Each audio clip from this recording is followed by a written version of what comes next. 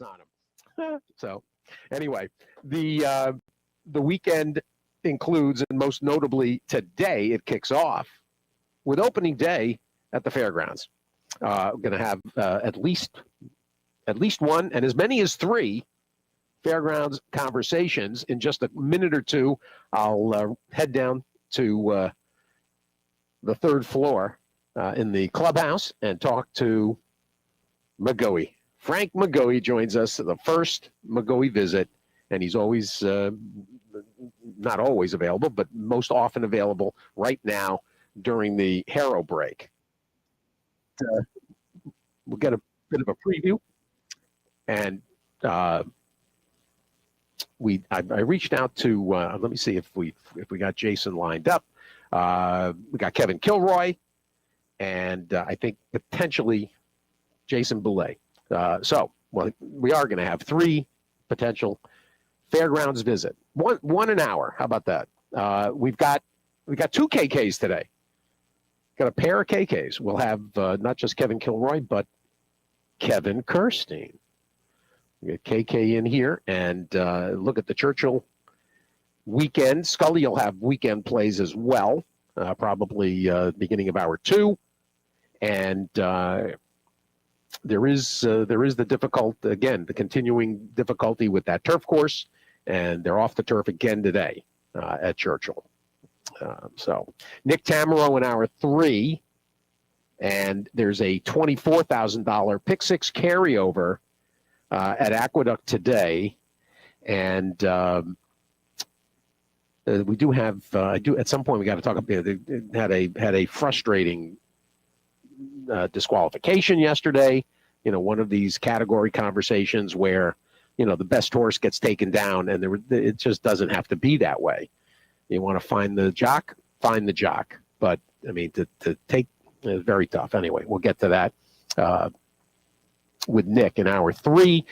There's also a couple pieces of news that I've got to slip in here. Most notably, the follow-up to yesterday. You probably just heard, if you were listening to the replay this morning and you didn't catch the show yesterday, Matt Hegarty joined us to lay out the very strange circumstance around the giant bets, and the answer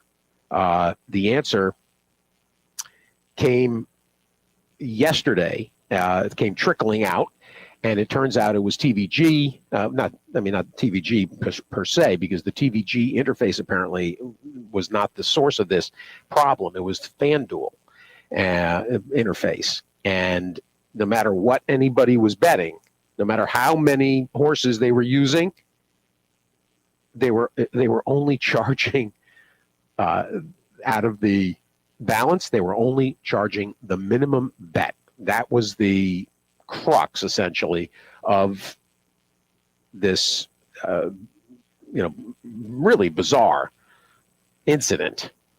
So we'll get to a little bit more of that in later. And then the other piece of news to mention, top of the show,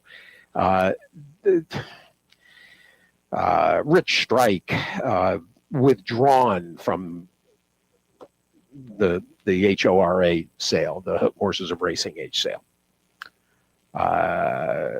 Don't ask me. Rick Dawson, I don't know. It's very strange decision-making sequence. So, and he's going to remain apparently in light training. Meanwhile, he's going to stay in light training at Margot Farm. I don't. I'll save the rest of that for next week, because right now, Frank McGoey's on the line. Good morning. Hey, Steve. How are you? I'm fabulous. I'm fabulous, and it's a wonderful day in NOLA as Fairgrounds season kicks off. It's always right around Thanksgiving, one of the great traditional openers around the game.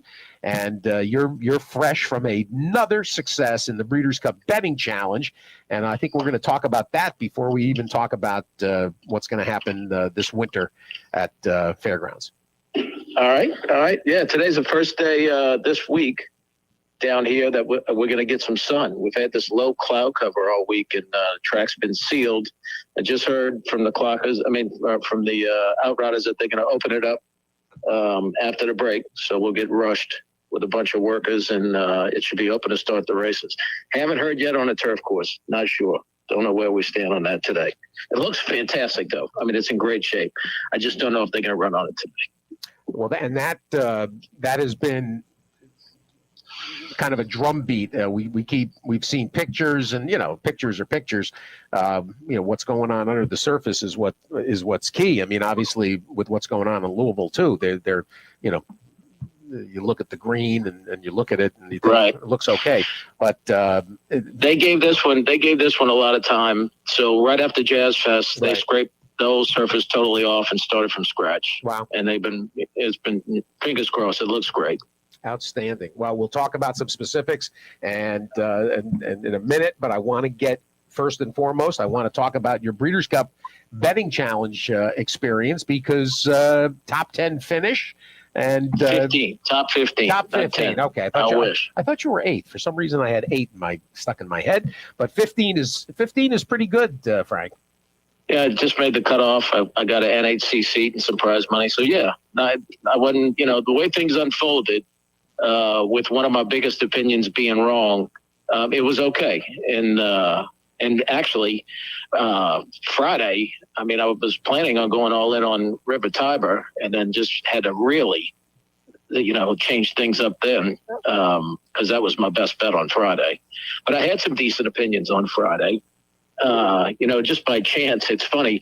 Whenever I love going to Santa Anita for the Breeders' Cup. I mean, that's the one venue that I try to make every time, because it's just my favorite destination track. Don't play there a whole lot during the regular season, but the Breeders' Cup's there. It's just an ideal location. I don't know if you would agree, but I totally agree. Although I hate bringing this up, but I have seen some grumbling and some discontent regarding the top of the stretch room, or actually I think it was up in the terrace, as it happens, and that people were complaining about not being able to hear audio and not enough televisions. I have seen that.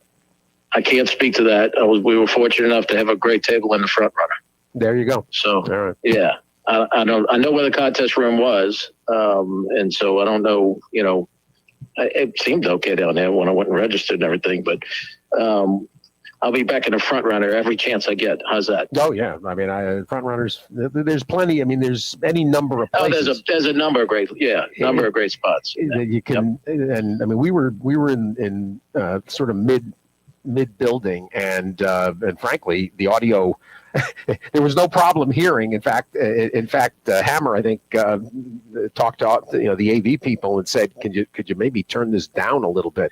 Because you could, and they did turn it down on Saturday about maybe a third of the way through the card on the 4th or 5th race. Yeah, the weather was great. It was a great event. It was good. It had some good storylines and everything to it. Besides, a couple of these horses getting scratched. That was very disappointing, but everything played out. So on Saturday, when I found that out, I was just shocked, because going back to 2011, I've actually made friends with a couple of the guys that work for Ballydoyle, and they were very high on River Tiber. Sure. And they didn't think it was a very hard decision for Ryan to decide which one he wanted to ride either, which just reinforced my opinion. Because what I do when the pre-entries come out is I just start doing that whole weekend. All I do is work on the Europeans. Because, I've seen the Americans, so I know what's going on over here. So after that, I was kind of set that, he could be real tough to beat in that spot. So then, like Mike Tyson says, everybody's got a plan so they get punched in the face. And so I find out that morning that he's scratched. So I basically just made contest minimums for the most part on Friday, but had good opinions on Big Evs. And funny story, we were staying at the Langham, and they have a shuttle that runs like every 5 minutes to the track on race day. And we just happened to be sitting next to the Big Evs crew. And what a story that is. And forgive me if they said this on network, and I'm repeating it. But the horse was named after a friend of theirs that had died basically 1 year to the day of the race. And I mean, they were, very emotional, and they were, all excited. Funny group too. They were great. And so, on the way over, I asked him, I said, have you guys been practicing with the bell leaving the gate? And he said, yeah, we borrowed the bell from the Living the Dream people. I was like, oh, perfect. So that was my first bet of the contest, was a contest minimum. And hey, good morning. Excuse me, Steve.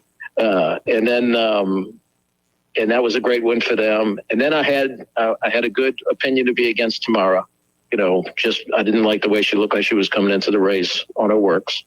And just FYI was on my radar, thinking that, and by the way, it just seems like Bill Mott's had an incredible weekend and so good at pointing these horses, getting them cranked up at the right time. So I made a nice win bet on her and had a nice exacta box with Candied, who probably ran the best race and was lucky to win that bet with just FYI, and caught a double back to Hard to Justify. Then I took a big swing with Timberlake, and that was just I couldn't believe how bad he ran compared to how well he was training at Churchill. All the works I had seen on the KTA site, he just looked phenomenal. And then, he didn't show up. And then I think in general, even with Idiomatic winning on Saturday, I think the Cox horses underperformed a little bit. I don't know exactly what the reason was. She kind of just gutted it out against them. But anyway, I was in a good spot at the end of the end of Friday. I think I had both entries somewhere in the 11 to 12 range, which is, solid. Enough that if I was right on Saturday, I would have a shot. And my big shot on Saturday, I had two big shots, was Warm Heart. I was live in a big double in a Warm Heart. But the only horse that I thought, could possibly beat her was Inspiral. And quite honestly, Inspiral was better, period. Warm Heart got the better trip and just got run down. But I did hit a nice box in that race. And I had talked myself off of going all in on Goodnight Olive when she drew to one hole. Well, when she drew to one hole, I just hate that post going 7/8. And then I was just cursing myself after one furlong when Irad had her in a perfect spot, right? So I skipped that race, and then I skipped Idiomatic. I had that as a race I was going to play. I would have got split in a really nice exacta with the Correas horse by Chad Brown's horse. I can't remember his name. Randomized? Was that Randomized that ran second? Yep. Yeah. Did have Randomized. Thought she ran well. So everything, pretty much went everything in on August Rodin on one account. And he got a great ride, got a great trip. I had a big exacta with the Japanese horse that just got beat for second. Up to the mark, ran better than I thought he would. But it was still in a good spot. But my big opinion was that I was hoping Living the Dream on Saturday would just have an insurmountable lead turning for home. And I was set up with her to probably get back somewhere in the neighborhood of 80, to be about 80,000 if he won. And then when he didn't win, I had 20 and change left, and I just went all in on Elite Power. Knock on wood, I caught a rocking chair. Big time. Just was, yeah. So, and that gets you to 54, and you get a little some prize money in an NHC seat. So, with one of my key horses being scratched and one of my key opinions being wrong, I thought, I can live with that for sure. Well, and that's for contest players and for bankroll players of any size, that's what this event is. You go through those races and you pick out your prime plays. Then you watch the board for some action plays, and you're going to have to risk your whole bankroll probably at least twice in the contest, the way it is these days. That's what Sean Borman had the exact same conclusion. and Marshall Graham. They were that's all the kind of way I go into it. Yep. I kind of feel like there's a number I think, probably is going to win it. I thought the number, I was way off this year. I thought the number might be a little different because this year you had to make 7 plays on Saturday, mandatory plays, as opposed to 6 last year, I believe. 6 out of 9. This year was 7 out of 9. Funny story about Sean Borman. So I saw Nick and Marshall Graham, and they were up in the front runner too. And I was talking to them, and Sean was at the table with them, and I didn't realize it. And then after the contest, I went down and Pete Fornatel introduced me to him and said, hey, you guys have been on podcasts together. And I didn't even realize who he was. So I congratulated him. I mean, great story for him to win it. He did a great job. Pro players, that are making a living and have a family, it's heartening for those that aspire to that, or even just for casual players that like to know that there's people out there that can make a living doing this. Yeah, and I understand he's making his own figs too. Yep. Is that correct? Yep. Yeah. He's playing. I mean, he's like a Paul Matisse type of guy. Yep, exactly. I mean, I'm much different. I'm much more visual and stuff. And this contest, the cash contest, play to my strengths in that. That's pretty much how I play races. I wait and see the post parade. I use the post parade to my advantage. I make decisions based on how horses look in the post parade, stuff like that. And that's what I do every day. So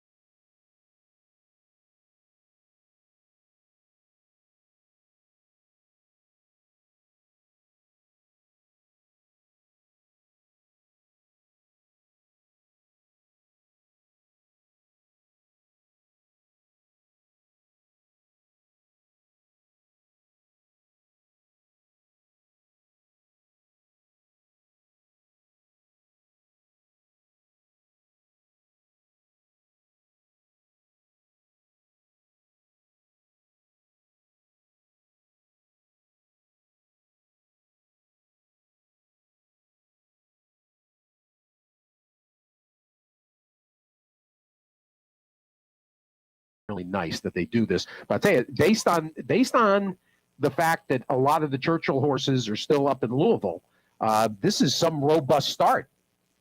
Yeah, no, and you've got the 3 Louisiana Stakes they're interesting races. I mean, you got a lot of horses coming off layoffs, and you've got a couple of horses you got Free Like a Girl cross-entered in 2 of them, and she was fantastic, but her last 2 races have definitely been subpar.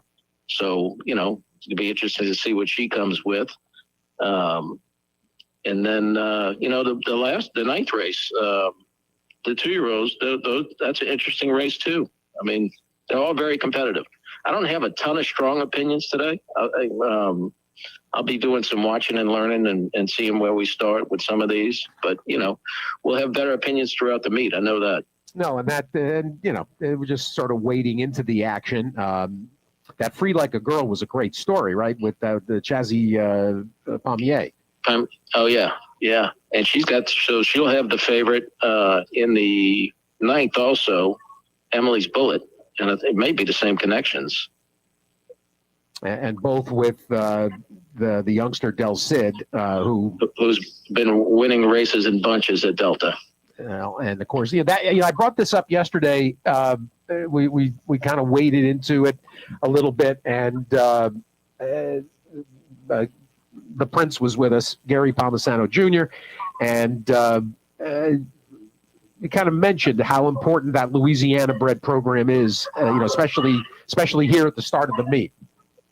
Yeah. Oh, yeah. No, till Churchill closes. I mean, it kind of carries this, and it's a great opportunity because, the Louisiana guys can get off to a good start before, some of the bigger barns get in town and toughen things up. So, it works well. I'm going to mention one other Louisiana bred stalwart. And if we think back, Frank, to the beginning of last year's meet, Patricia West, she came out of the blocks running. Like the city of New Orleans, heading down to the Gulf on the rails. I mean, she exploded out of the gate. Yeah, she's got some decent stock. Her main owner is a guy named Thomas Galvin, who's got some decent horses. It's funny you say that. I think their horse in the 9th race has a look in there, Tommy G, who had a bit of a trip at Delta against Emily's Bullet last time, and has looked okay in the mornings. Not spectacular, but has looked pretty good. And I think we'll take another step forward. He's actually had a couple of excuses in all the races. How about that? That's with Angel Suarez, 8-1. The 8 in the 9th. That's the Ferguson.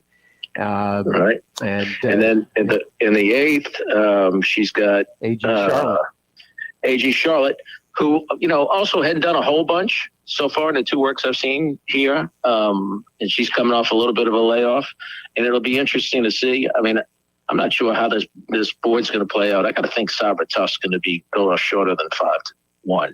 The horses she's been facing, Dallas's horse. Dallas's horse. And on that topic, actually, what is your approach, Frank, when it comes to horses coming from Delta? And you got a very different surface there, the Sabine sand. What's the tendency from the horses that'll be transitioning from several different circuits? I don't draw. So, I mean, generally, I like to all see them get a race over the track. I'm not going to make any big plays on anybody until I see them, get a race over the track. But I usually don't draw any conclusions about horses coming from Delta here. Some of them do great. Some of them not as good. Free Like a Girl definitely seems to like Delta more than she liked anywhere else. I mean, she was, pretty much undefeated, which was why her last race was really disappointing to me over there. So I'm not sure she's exactly the same as she was last year. We'll find out. If she doesn't show up again today, then it'll answer a lot of questions. But, in general, I mean, horses from Delta can win here. If they're good enough to win, they can win. How about when we go to the Open Company? In fact, I'm just looking at this maiden special. And one thing, when we talked to Jason Boulay, Purse's got a nice little boost, and every little bit helps, obviously. And some thoughts about, I guess we're not going to really know the flow on this turf course until we see a few races. Right. So you're talking about the 7th? Yeah. I really didn't do any work on these races on the turf, thinking they probably wouldn't be on. I might have to look at them again. All right. No problem. Nobody jumping out at me. Nobody jumping out at me for sure in there. Well, and I do see Dr. Politi and Amos, famous Amos, tipsy runner, improved significantly. That second career start now adds Lasix, third start off of a little bit of a freshening, and took a step forward going to the grass on Omaha Beach out of a Giants Causeway. And what are we getting on Tipsy Runner? You're looking at 5-1. All right. 5-1, and he's got Ragtime Lady in there too, with the aforementioned Ben Curtis on him. And Ragtime Lady had worked with the horse he had in the first race, Herd Immunity. They had worked decently last time. So that's an interesting race too. No, it's a terrific opening day card. The Saturday card excellent as well as we get going at Fairgrounds. Frank, appreciate it. We'll check in on a regular basis.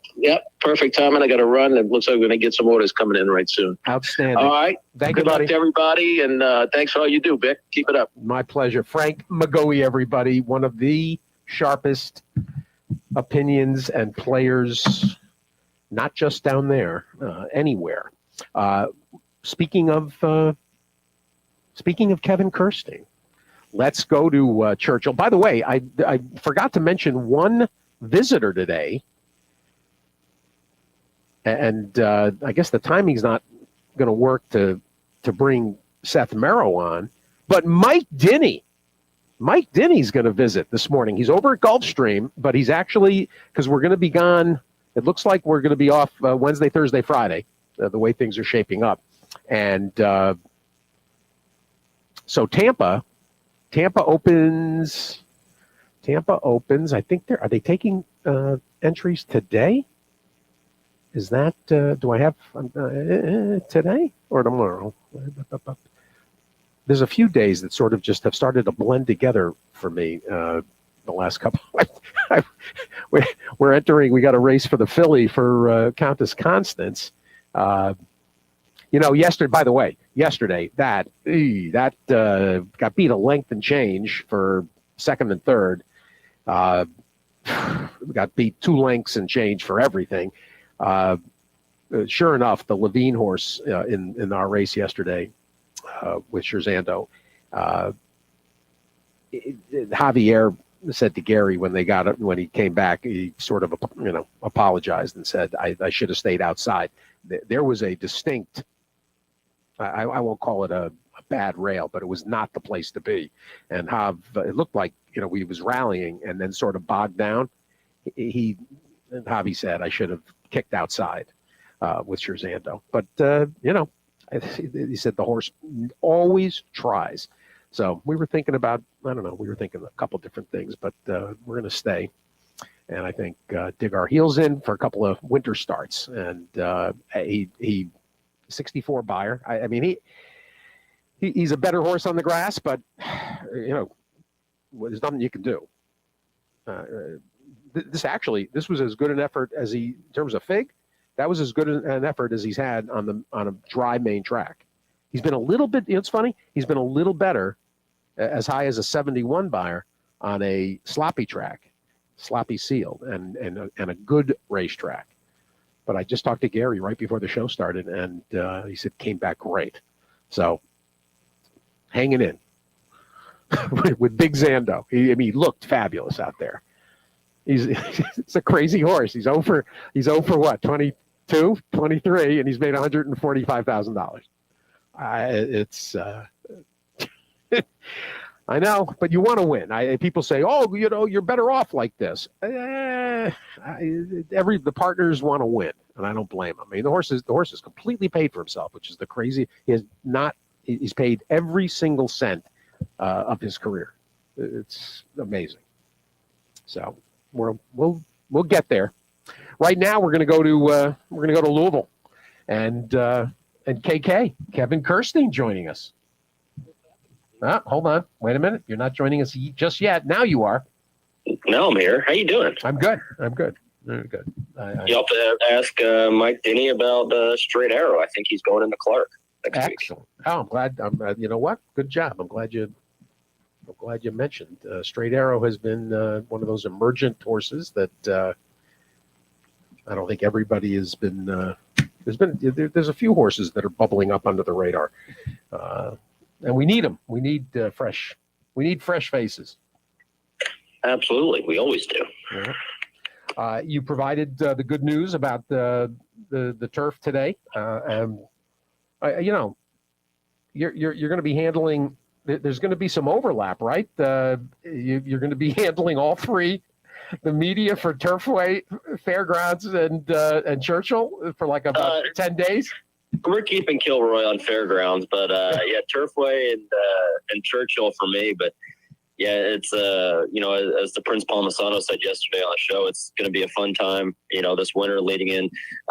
Next week, of course, it's just a great week at Churchill Downs for the Thanksgiving week, and then leading into Turfway, it's I think there's going to be a lot of gamblers that are happy to get back up to Florence, get those full fields and some of those big payouts that are available and those exotic wagers, and of course with Fairgrounds opening today, so it's going to be a fun couple of weeks stretch opening up 2 new tracks and then closing out the Churchill Fall Meet. Well, and Gary mentioned there'll be some multi-race wagers tied between Turfway and Fairgrounds again. I'm going to try. I'll be at Risen Star, and I'm going to try to now get to Jeff Ruby, and haven't seen the new building yet. Actually, no excuse for not getting off 71, and taking a peek at the new building. Had a couple of cracks at that. Actually, I've had 4 cracks at it, and didn't get that done. So looking forward to getting back. Let's first of all address and Gary talked about it yesterday, but for those that didn't hear, KK, what's the prognosis here between now and the rest of the meet to get some races on that turf?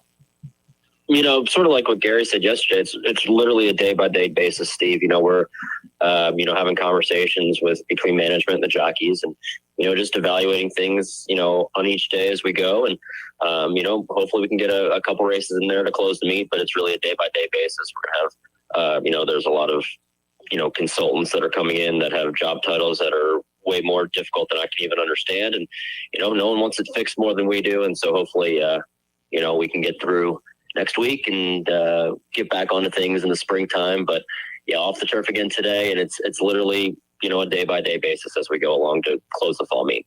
All right. Well, we had a situation that's not that dissimilar in New York where this one there isn't a specific there hasn't even been specific complaints about it per se.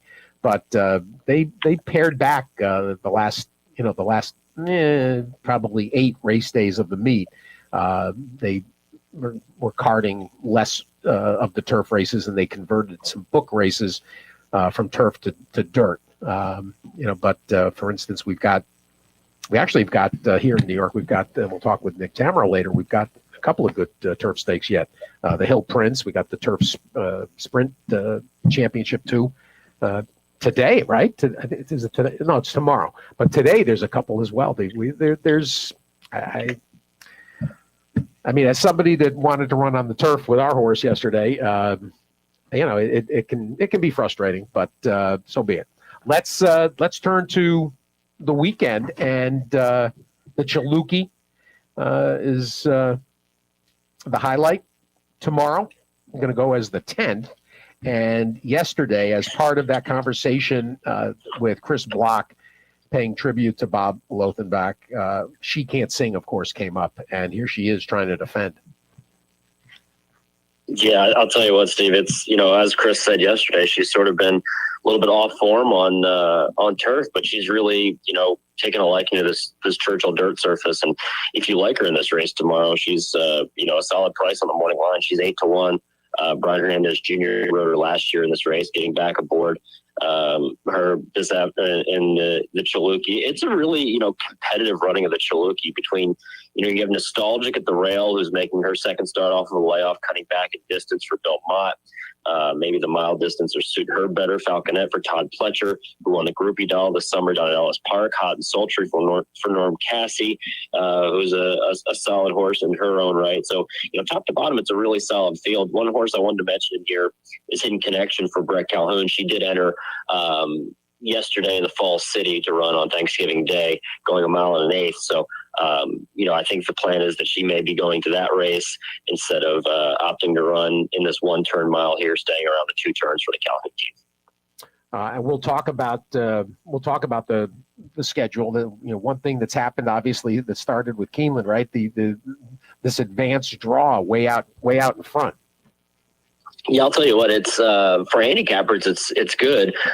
Sometimes when you get these cross enters like this, it's a little bit of a puzzle. But for the most part, getting these races drawn a week out, you get more time to look at the races, you get more time to handicap it, and I've really liked what our racing office has done, and I think our racing office likes it too. With this, they close out the week with no entries, and so that helps sort of with the transition in Kentucky up to Turfway. So when there's no, entries at Turfway and Churchill on the same day, so that helps out a little with the logistical aspect of starting a new track in the state of Kentucky, and then a lot of the same workers. But opening day entries at Turfway are next Wednesday, and there'll be no entries at Turfway or at Churchill because we've taken the last of them already. Excellent. Well, and of course, in addition to Wednesday and Thursday and Friday, Clark, we've also got the Stars of Tomorrow, part 2. We got the 2-year-old card. Yeah, that's always one of my favorite cards every year, especially the second one. We opened the meet on that first day of the fall meet with the Stars of Tomorrow 1 program, and that's usually at the weaker of the two divisions year over year of the Stars of Tomorrow. And then when they close it out, it's, you have more horses that have experience under their belts or are really gearing up for that Kentucky Jockey Club, which is a featured event along with the Goldenrod. Also have a couple of 6.5 furlong sprint stakes where we're going to see Booth for Steve Asmussen, who was just a phenomenal maiden winner at Keeneland. And he's, slowly stretching out in distance, and Steve, keeping him at sprints for now, but wouldn't be surprised if he's on the road to the Kentucky Derby. And that day will be a pivotal day too, because it'll be part of the Kentucky Derby Future Wager Pool 2, which will run Thursday through Sunday on Thanksgiving weekend. And so you'll have a lot of horses that'll be running on that Stars of Tomorrow 2 program that'll be in that Kentucky Derby Future Wager if you like to get some action. That'll open on Thursday, Thanksgiving Day the 23rd, and run through Sunday the 26th. And before we talk about who else might be expected and glance ahead, because we're going to have a short week next week, just Tuesday and Wednesday shows, and we'll glance at the River City or the Fall City and the Cardinal. But one thing that did slip through the cracks, I got to admit, I try not to let too much get past, but Breeders' Cup week and the abbreviated closing, essentially, of the first Derby wager pool, and I have not had even a moment that I've kind of summarize what transpired. I did tell people that they got those that jumped on Fierceness. They got some number, right? 28 to 1, 29 to 1. I'll tell you what, it's I love this pool, and we just started a couple years ago. And it's, trying to get some attention on this Breeders' Cup Future Stars Friday and closing it before that day starts. And Fierceness was 29 to 1 in that pool. And so, I'll tell you what, to get 29 to 1 on him. And then, another horse too that ran off the screen the other day at Churchill and earned a massive figure is Nash for Brad Cox, who was 68 to 1 in that first pool. So if you got down on Nash for Brad Cox, I mean, could be a score right there. Obviously a long way to go until Kentucky Derby 150, but there's some value in both of those horses in that first pool, and they'll be in that second pool that'll run next week. And anybody else that might have slipped through the cracks that we know is either coming back soon or may have been dirtied up a little bit going in? The one thing to look at is like a horse like Liberal Arts in that first pool was 51 to 1, and he's going to be laid off until his 3-year-old season for Robbie Medina. And so, maybe that's going to be some value there, or maybe he can go forgotten about a little bit.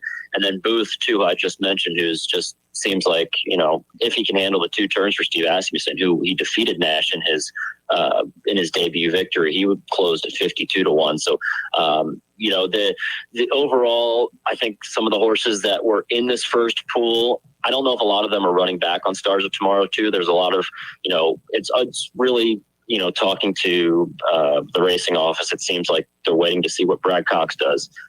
Who's he going to run? And that's what trainers sort of, first their opinions on if they go in the jockey club or allowances, or they wait until maybe run at fairgrounds and the gun runner. So there's still a lot of juggling going on with some of the horses that are in that were in that first future wager pool, but not to say we're probably going to use a lot of them here in the second future wager pool. We'll decide that pool on Sunday and release the field on Monday. Excellent. Well, we miss Marty McGee plenty, but one thing we miss Marty for, Marty was, the king of the KDFW. Yeah, I know. And, he's now he's the king of trying to get Joe Talamo some mounts this winter at Turfway Park. But yeah, we definitely, in the racing media, I think we all miss Marty McGee, but it's good to see Marty on the backside more. And I think he's a lot less stressed now taking Talamo's book than he was working in the form of working these future wager pools. Well, I can't even get him. I've asked him maybe 3 times to come visit, and he's. I guess. Is he big timing you? No, he's not big timing. Jay Pridman too. Jay's been, I'm retired. They're retired. These guys. Good for them. I mean, I hope to be like that when I retire. It's like, I'm done. But exactly. I don't know if I could be like that. No, I got a long way to go. Exactly. Well, you sure do. Let's. I want to slip in because I do see that Obesos is running. I just saw him on the PPs, but it makes me think to bring up again another Breeders' Cup week topic that Breeders' Cup is a monolith and takes kind of takes over the room. The Foley barn, I mean, and the Foley family, they're like front and center on a daily basis. The news coming out of Team Foley.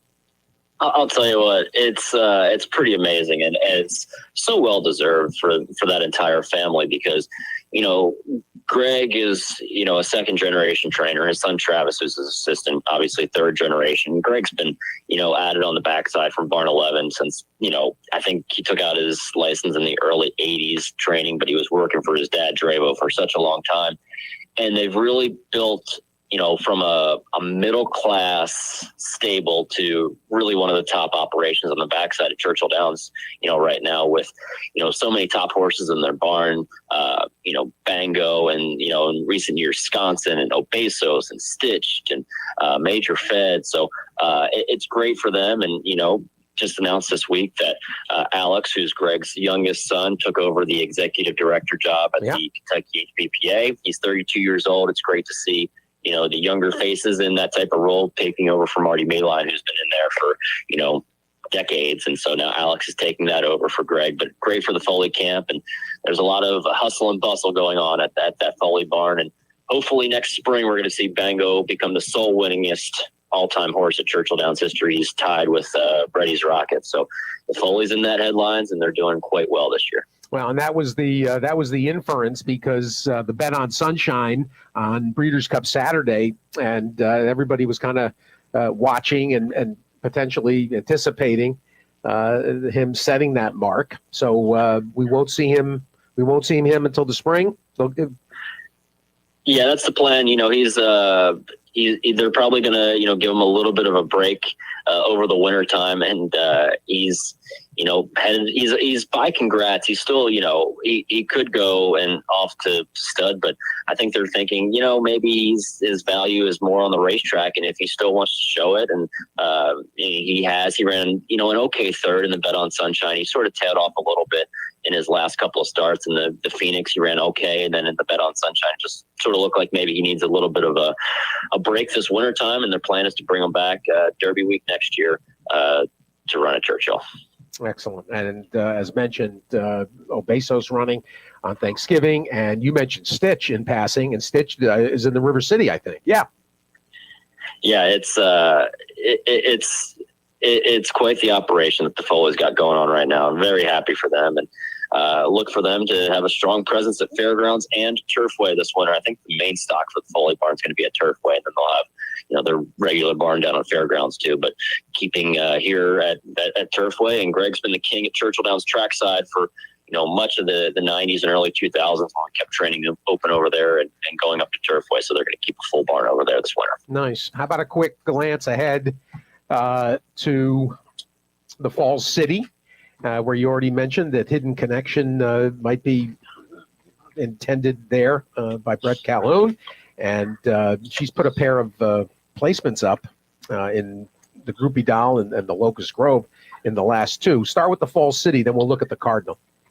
Yeah, in the Falls City, I think the storyline here is 3-year-old Kidra for Phil Bauer, who was just very impressive switching back to dirt 2 starts ago at Churchill. She's shown a lot of form on turf, and can't blame the camp there for trying to keep her on turf. And then she's shown just the same amount on dirt too. And so she's a 3-year-old trying older for the first time in this race after winning the Mother Goose last time out at Aqueduct. And she definitely looks to cap her 3-year-old season off here in this race and come back stronger and better than ever for the 4-year-old season. Phil sort of kicked himself a little bit for not running in that Breeders' Cup Distaff. They were toying with the idea of sending her out there after she came back and won the Seneca by 6 lengths in the September meet, but they opted to keep her against 3-year-old company and then go to this spot here on Thanksgiving Day. Hidden Connection looks very one to use in your tickets too. She ran a credible second to search results in the Locust Grove in the September meet, and I think she's better probably at this 2-turn 1.125 distance, and but she has to overcome the rail draw in this race. So it's a really competitive field of 9 fillies and mares, but led by Kidra, who's the 3-year-old trying older for the first time, through post 8 with Julian Leparoux. It's an excellent pick 5 sequence too, and that race with the reason Obeso's caught my eye. He's he threw the rail in this $150,000 optional claimer, and it's actually a pretty heady for $148,000 purse. It should be. It also includes the return of Pioneer of Medina, who turns up in the Brad Cox barn now and moves over from Team Pletcher. Best Actor is in that allowance as well. That's a very good mile main track race out of the chute. Then comes a quality second level allowance, $134,000 purse going 6.5. And Dale Romans brings back Cyclone Mischief in there. Last seen, of course, in the Derby, one of the late entrants that came marauding in from the E list, but there's a lot of interesting horses in here. How about Invulnerable, a horse I think people probably forgot about? The Joe Sharp Practical Joke Colt makes a return pretty timely, and he's been working quite well. That catches my eye. Strava in here for Dallas, and there's a lot going on in that allowance, and then that gets us to the Cardinal, the third leg of that late pick 5 on Thanksgiving. Yeah, the Cardinal, again, we're taking the turf day by day. And so, we'll have to wait and see. And an update will come probably, I'd say 8 o'clock on Thanksgiving morning on, what the status is for this race. But, Saffron Moon for Chad Brown was a very impressive second level allowance winner at Keeneland to kick off the meet. She drew the outside post in this 1.125 race. And then you also have Juncture for Brad Cox, who's run okay in the Rodeo Drive when he shipped her out to Santa Anita in early October. She ran there under Mike Smith, just was defeated 2 lengths to Didia, who very nice Nacho Correa's horse, but she's a stakes winner since Brad got her from over from Ireland. So, those two look very dangerous in this spot. You also have, Take a Stand for Vicky Oliver, who's, run some okay races as well. gambling wise, for me, this is probably a spread race. I think it's very competitive on paper, with 7 fillies and mares drawn in here going the mile and an eighth, but the outside 2 horses look like the ones to beat. Then we already talked about the other stake, which then leads into a nightcap that has a 5.5 furlong 2-year-old filly sprint. And you got quite a few firsters in here that will make the anchor leg. All the experienced horses, it's kind of interesting. All the experienced horses drew outside, and for the most part, and all the inexperienced ones are inside. There's an Arrogate filly. Right now it's hard to doubt anything that Arrogate sends out. This is of course, for Mr. Rigney, a $590,000 Keeneland yearling. That was bred by Millridge out of the Not for Love mare, Scarlet Love. That horse grabs my attention right away. Yeah, this is a fun race to close out the Thanksgiving card, and I'll tell you what, Steve. This Thanksgiving day itself at Churchill Downs was popularized in the early 70s. I was reading some old newspaper articles yesterday that even in like 1973 there was still a crowd of 10,000 plus people, and then with the Thanksgiving Day program, it used to be everyone would go home for the late Thanksgiving dinner, and now it's sort of turned into save the dishes and come out to the track for the Thanksgiving dinner. So there's going to be probably 7,000 plus turkey dinners. It's the largest in anywhere in the area that'll be served on Thanksgiving Day here at Churchill Downs, and it's a phenomenal card, as you mentioned, to close things out here in the 12th race. Pick 5s aplenty, pick 4s aplenty. Lots of full field. It's a great gambling day, and you still have time for the late turkey dinner if you're making it home, or there's going to be tons of folks that come out to the track to enjoy their turkey and all the fixings here at Churchill. I love it, and obviously fairgrounds as well, and Thanksgiving. You would think. With all the opportunities that racing has, Thanksgiving has always been a big day at the racetrack. Then of course Christmas is very serene, and with Calder gone, nobody runs on Christmas, and it's typically a walk day on the racetrack. And but Thanksgiving is a huge celebration, and of course backstretch communities will have they'll be taken care of too with meals, and it's a special atmosphere, Thanksgiving. Yeah, absolutely. And, as you mentioned, front and backside, everyone sort of, joins in that fellowship. I think, there's some folks from the racing office and ourselves that are going to have a little football game in the paddock before the races start on Thanksgiving Day. So it's a fun time. I can't remember, I think it's been probably a decade plus now since I've had Thanksgiving dinner at home since I've been working at the racetrack. So I'm okay with Christmas being a walk day. I go all out on Christmas, but Thanksgiving, it's fun to be at the track. No doubt. What everything at home? We got you looking forward to Monday night? I'll tell you what. Yeah, I'm excited about this Birds team. I was very hesitant at first, but seeing some of the rest of the competition in the league, I'm excited about this Birds team. I think they could be the best of the rest. Well, it's my birthday on Monday, so I only want Wow. I only want one birthday present, and first of all, the most important present is to be able to stay awake for the whole game. That's number one. But then number two, let's. And I'm not worried about avenging the Super Bowl. That's stupidity. That's not the point. But looking forward to Monday night. Birds. Are you worried about what jersey that Taylor Swift is going to wear in the stadium? I will admit that I am a little. It does. I am curious. I'm sort of sick of it. Taylor Swift. No. I'm great with the Kelseys. I'm not a Taylor fan. Stop! You can't. Come on. I don't know. The wife was listening to the Kelsey Christmas album or something last night. Yeah. She was loving it last night when she was listening to it. I'm fine with the Kelseys. I'm not a Taylor Swift fan. Kevin Kirstein, everybody, Horse Racing KK on your Twitter. It's going to be a busy week, and I appreciate the look ahead. And have a happy Thanksgiving, KK. Thank you, buddy. Absolutely. Thanks, Steve. Happy Thanksgiving to you as well. Kevin Kirstein handling the action at Churchill through the end of that meet, and then we'll turn the attention toward Turfway. We're going to turn our attention. We'll stay here. It's the top of hour 2. I've got Scully coming, and I mentioned Mike Denny. I should actually let Denny. I should give Denny should probably give him a heads up. He's over. He's training. So. Over at Gulfstream. But I did want to get, knowing that next week we probably won't, Monday there'll be a fair amount of recapping to do, and Tuesday we'll kind of pull everything together. But we've got everybody showing up here Wednesday morning, starting probably with the train. Yeah, we got Spencer and Jenna. Hopefully this is the first of many visits of holidays with Spencer's love interest. We're rooting for.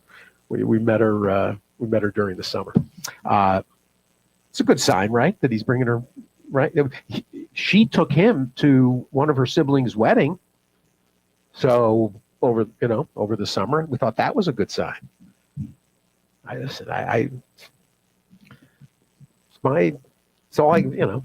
my only experience really as a father by proxy. Pretty happy actually to step into that role. All right, let me see if Denny is ready for us, and I have to at least look ahead a little bit to the opening at Tampa, and they're excited about what's going on at Tampa because they're getting a little bit of a purse boost, which there's so many outfits that like to run there and love the turf course, and the purses have been the issue at Tampa, and it's been something that's it certainly hasn't held them back per se, but it only can help them. And obviously Mrs. Thayer and the great job she does, and everybody on the team. So I wanted to make sure to give them a little bit of an advance. And Mike Denny joins us. Mike, good morning. Morning. I think it's fair to say that there's plenty of anticipation for this meet, and when word spread about little purse enhancements, I think a lot of people got excited, and it helped them make some decisions about the winner. Yeah, we've picked up at least 6 more outfits. Jamie Ness, Mac Robertson, 1 or 2 from Laurel offhand that I don't remember, and I think the biggest thing about our meet is if we get some of them lower claiming horses. Last year we were struggling with the cheaper horses to make fuller fields, but and our allowance races, well, we get all the good turf course hard to get on because everyone comes. But otherwise, I think it should help us a lot and hopefully maybe improve our handle again. Well, it's a one of those venues, kind of a B, we refer to it as a B track, and that's no insult by any stretch. But what's interesting, and what has been interesting, Mike, the last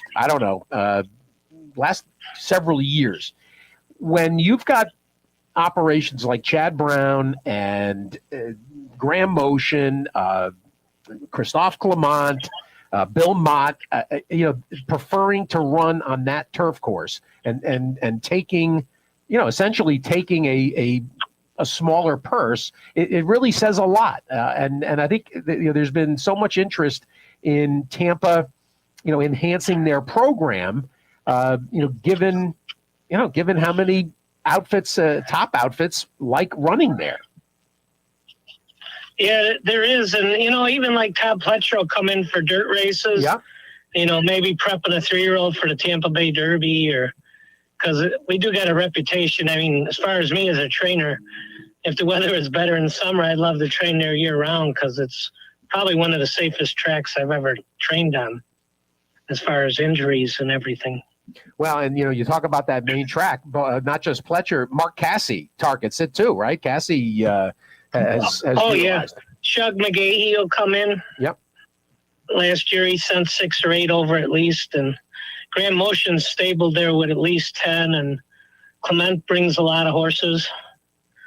So, and now with the purses, it'll make it easier for them to bring them horses over too. Well, and I mean the stakes program that didn't necessarily need much of an enhancement at all. This is more for the overnights, right? This is for the rank and file condition book. Yeah, correct. We only put it all into the overnights. Really didn't do any with the stakes right now, but we're hoping, down the road, if we could create that little handle we were losing, that we could help everything again next year. Very or nice. as the meet goes on, maybe. So. Well, and explain that this is much like what we see in Kentucky with the Kentucky bred, purse designation. This is a Florida driven program. Correct. And when you talk about Kentucky, if you look at the Turfway book, if you don't have a Kentucky bred, you run for 32,000. Right. And if you run on the bottom where the purse is 14, for the nickel claimers, and you're not Kentucky bred, you run for 10. At Tampa, you run for 18 minus 1,000 for the Florida bred. So actually the cheaper horses will make more money, at Tampa than they would at Turfway. And we run 4 days a week, which, they only run 3 days. But yeah, a lot of people say, look at Turfway's purses, but I got Florida breds, so I don't get extra, so, but I think, like our bottom maidens can be 32,000 and, 34 for the allowances. And then if you're Florida bred, it changed drastically. So. How many, you mentioned some additional outfits. How many stalls total available on I'm going to say between 14 and 1,500. Wow. Yeah. I always thought it was 13, but someone told me they counted 1,500. So I'll say between 14 and 15. Well, and one of the other parts of this, obviously, the horses that are at Palm Meadows, horses that are at Gulfstream, horses that are at up at Payson Park. The thing that people forget, there's also the training centers around Ocala, which is an easy ship. I mean, a guy like Chad Stewart trains off the farm. Right. It's like just 2 hours, and it's quite easy. And there's a lot of good training centers there now. In fact, most of Cassie's horses are in Ocala usually. Yep. Mitch Downs handling the farm. Let's take a look and get a couple of highlights, Mike, before I talk to you about Straight Arrow and everything going on in your barn as well. But in terms of the calendar and some of the highlights, I'm just looking at the stakes schedule because I had not actually put this together. And Tampa Bay, the first big weekend, I guess we could say the January 13th weekend with the Wayward Lass, the Pasco, and the Gasparilla. That gets the 3-year-old program going. Correct. And we got actually 2 stakes earlier in December for, restricted to Florida breds. They're both 100,000. The inaugural right off the bat, right? Yeah, they got 2 2-year-old races on.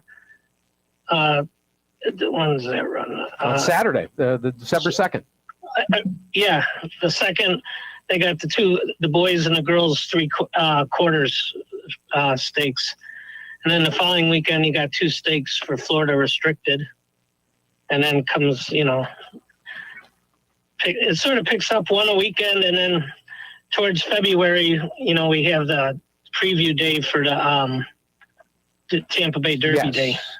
Tampa Bay preview day is February 10th, the Sam Davis.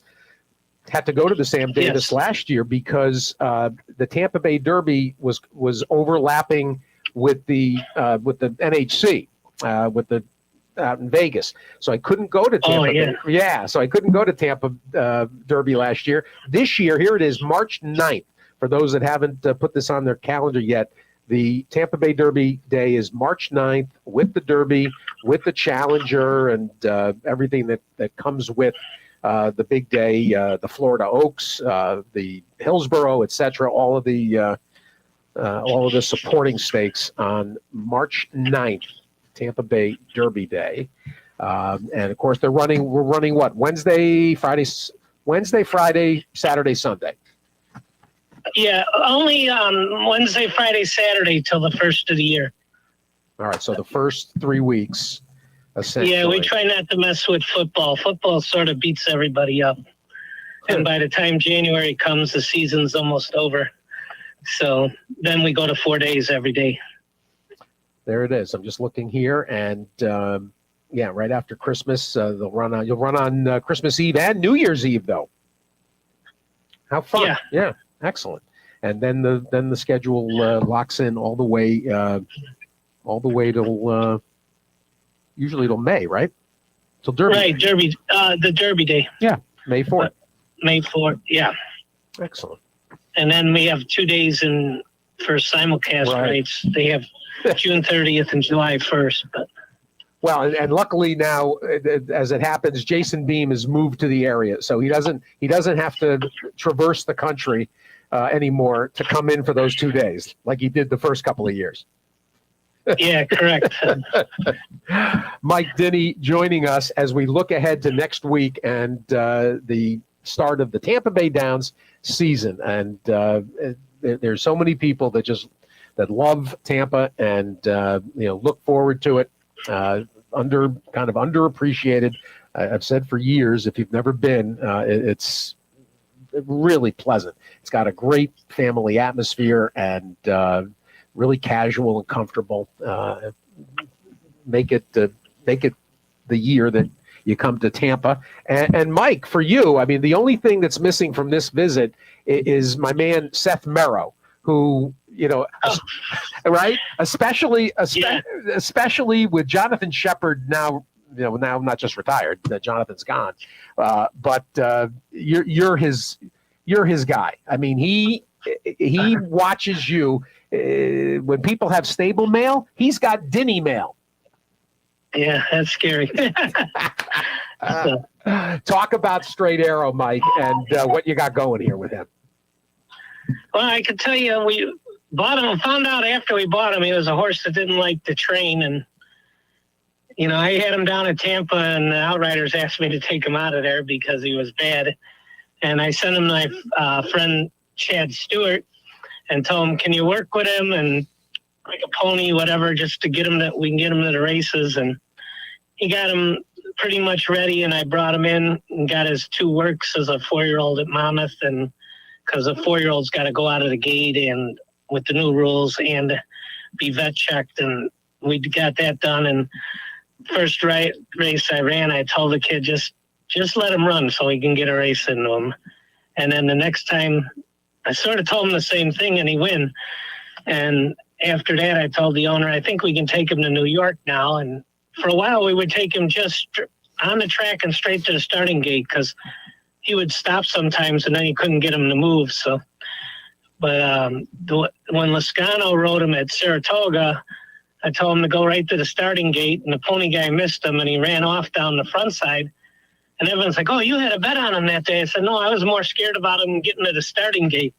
And now he seems to go with the pony. But everyone asked me how good. I said, "I don't know, because the last 2 races he sort of won so easy. It's hard to tell how good he is, but he is a half brother to Disco Partner, and he's got the irrigate that probably gives him all the distance." So to be honest, today I didn't know what to do, and I don't want to take him out of training because, he could decide he want to train again. So he's going to run in the Clark next Friday. And that came. It just so happened that you were going to visit to promote Tampa, and the reason we reached Mike. Mike is the head of the Tampa HBPA, and then it just so happens that Kevin Kirstein said they're excited to have Straight Arrow come and run in the Clark, and this is a you mentioned Disco Partner, and of course Lulu's Number, and the late Frank Generazio. You must have known Frank a long time. I never really knew him. I'm really good friends with Joe Barbizon that raised all his babies. Yeah. And he kept telling me, because I had an irrigate for him that won a stake, a filly. And he kept saying, they keep sending this horse back, and no one knew why. And finally he said, Mr. Generazio's selling all them horses, that horse in the sale. So I talked to my one owners, and I said, I hate putting prices on a head, but I told him, I said, if you can get them between 30 and 40,000, let's take a shot. And I could tell you a couple weeks later, I called the owner and said, if I don't geld him, I think you're going to have a $30,000 pony, because he wouldn't go around the track. And they stuck with me, and seems like he's gotten over it. I don't want to jinx myself saying that, but he's been good lately. So unbelievable. He was 30,000 at the January Horses of Racing Age sale, and you mentioned Mrs. Generazio essentially dispersing stock, and really tough, frankly, because they all the years that Frank was around, then to have the kind of success that they ended up having, relatively late, certainly late in Frank's life, just amazing. And this owner, Laura Barish. Correct. 30. They've been with me about 2 years. She bought a couple at the sale last year. We won a little money, and they got claimed, and, they were looking for horses and didn't really see anything I liked. And I said, there's a couple in this sale, and we got outbid on one by, David Jacobson, which that horse turned out to make money. And then I was shocked when they called me and said they got this one, because I wasn't there when they were bidding. They were doing their own bidding. And I was like, oh, nice, because I like the Irrigate sire. It's a shame he passed away.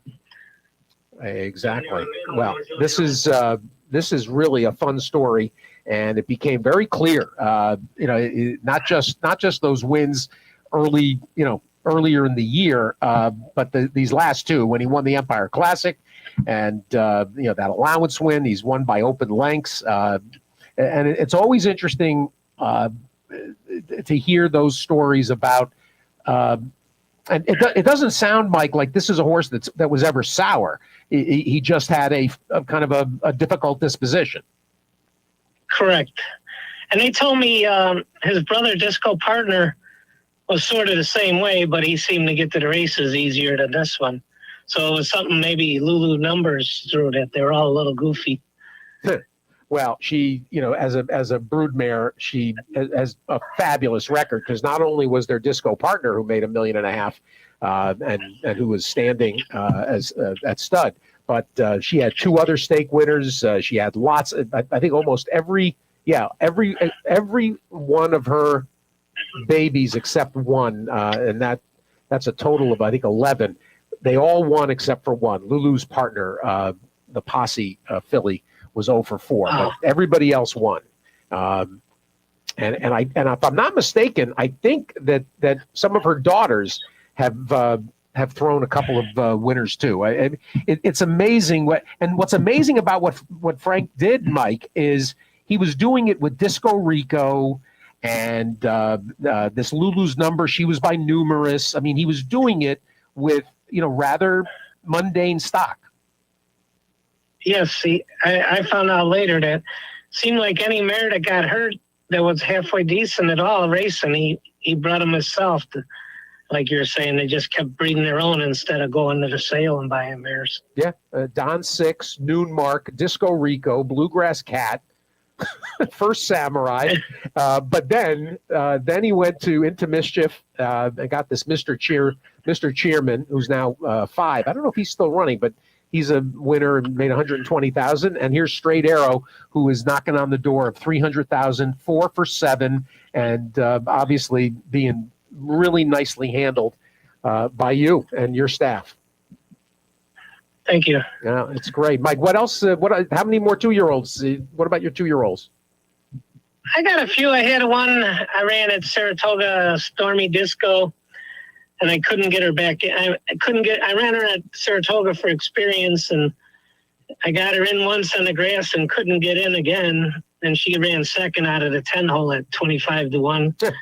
And, but I think I'll have some nice 3-year-olds next year, because I had a couple that I thought I was going to get the run, and their knees were bothering them, nothing wrong. And I said, well, they're New York breds. Let's just send them home for a while and bring them back in February and get them ready for the summer. So and then I have that one up there that's turning the corner. We bought off Generosio too in that sale for $5,000. He won a maiden 30 New York bred the other day, running happy. He went by like 6 lengths. Yeah. I saw that. So, yeah, he seems to be improving too. So, whatever they had in their mares, they seem to throw halfway decent horses. So. No, it's crazy. It's just crazy. One thing I should mention, I'm just looking here. You're clearly, we still have 5.5, 6 weeks. You're going to have the best year of your career this year, Mike. I'm hoping. I tell you the truth, in July, I'm like, I've gotten more horses now, but I always set my goal to try to make $1 million or more.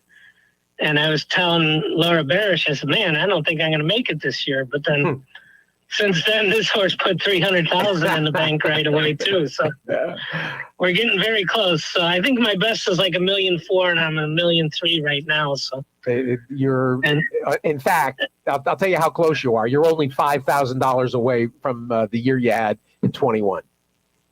Okay. So you're going to break. You're going to smash through your best career in terms of earnings. And and what's interesting is you have increased. You have increased your head count a little bit, but not a tremendous amount, Mike. I mean, you were basically running about 220 starts a year, essentially. And the last couple of years you're up to 300. But you didn't take on a whole nother shed. No, they're just my owners. When we have, if I said besides maybe one horse, I don't think I have a horse that ever was paid for more than $30,000 in the barn. I mean, that's my owners. A lot of them, they'll buy a couple 5s and 10s. The Belly Brit will buy them, but when we used to buy them a 75, we never had any luck. So all our cheap ones, have seemed to do the job. So. Well, how much? You mentioned Ballybrit. How much was Dynatail? She was a cheap purchase. She was $5,000, and she made $550,000. Unbelievable. She's got to be due. She's got to be due for some runners. She's got a Kitten's Joy, but I never liked first babies out of a mare. I don't think he'll be good, but I think next year she's got a Summer Front, and she's so big. My owner, because he's funny when he names me, he called her Dinosaur, SOAR, but she's a big filly by Summer Front and built like her mom, like a big tank. So nice. I'm hoping she'll be the real deal. So well, Dynatail, probably one of Hightail's best offspring, if not the best. Yeah, second best. There was one in the Breeders' Cup. That's right. She is the second best. That's right.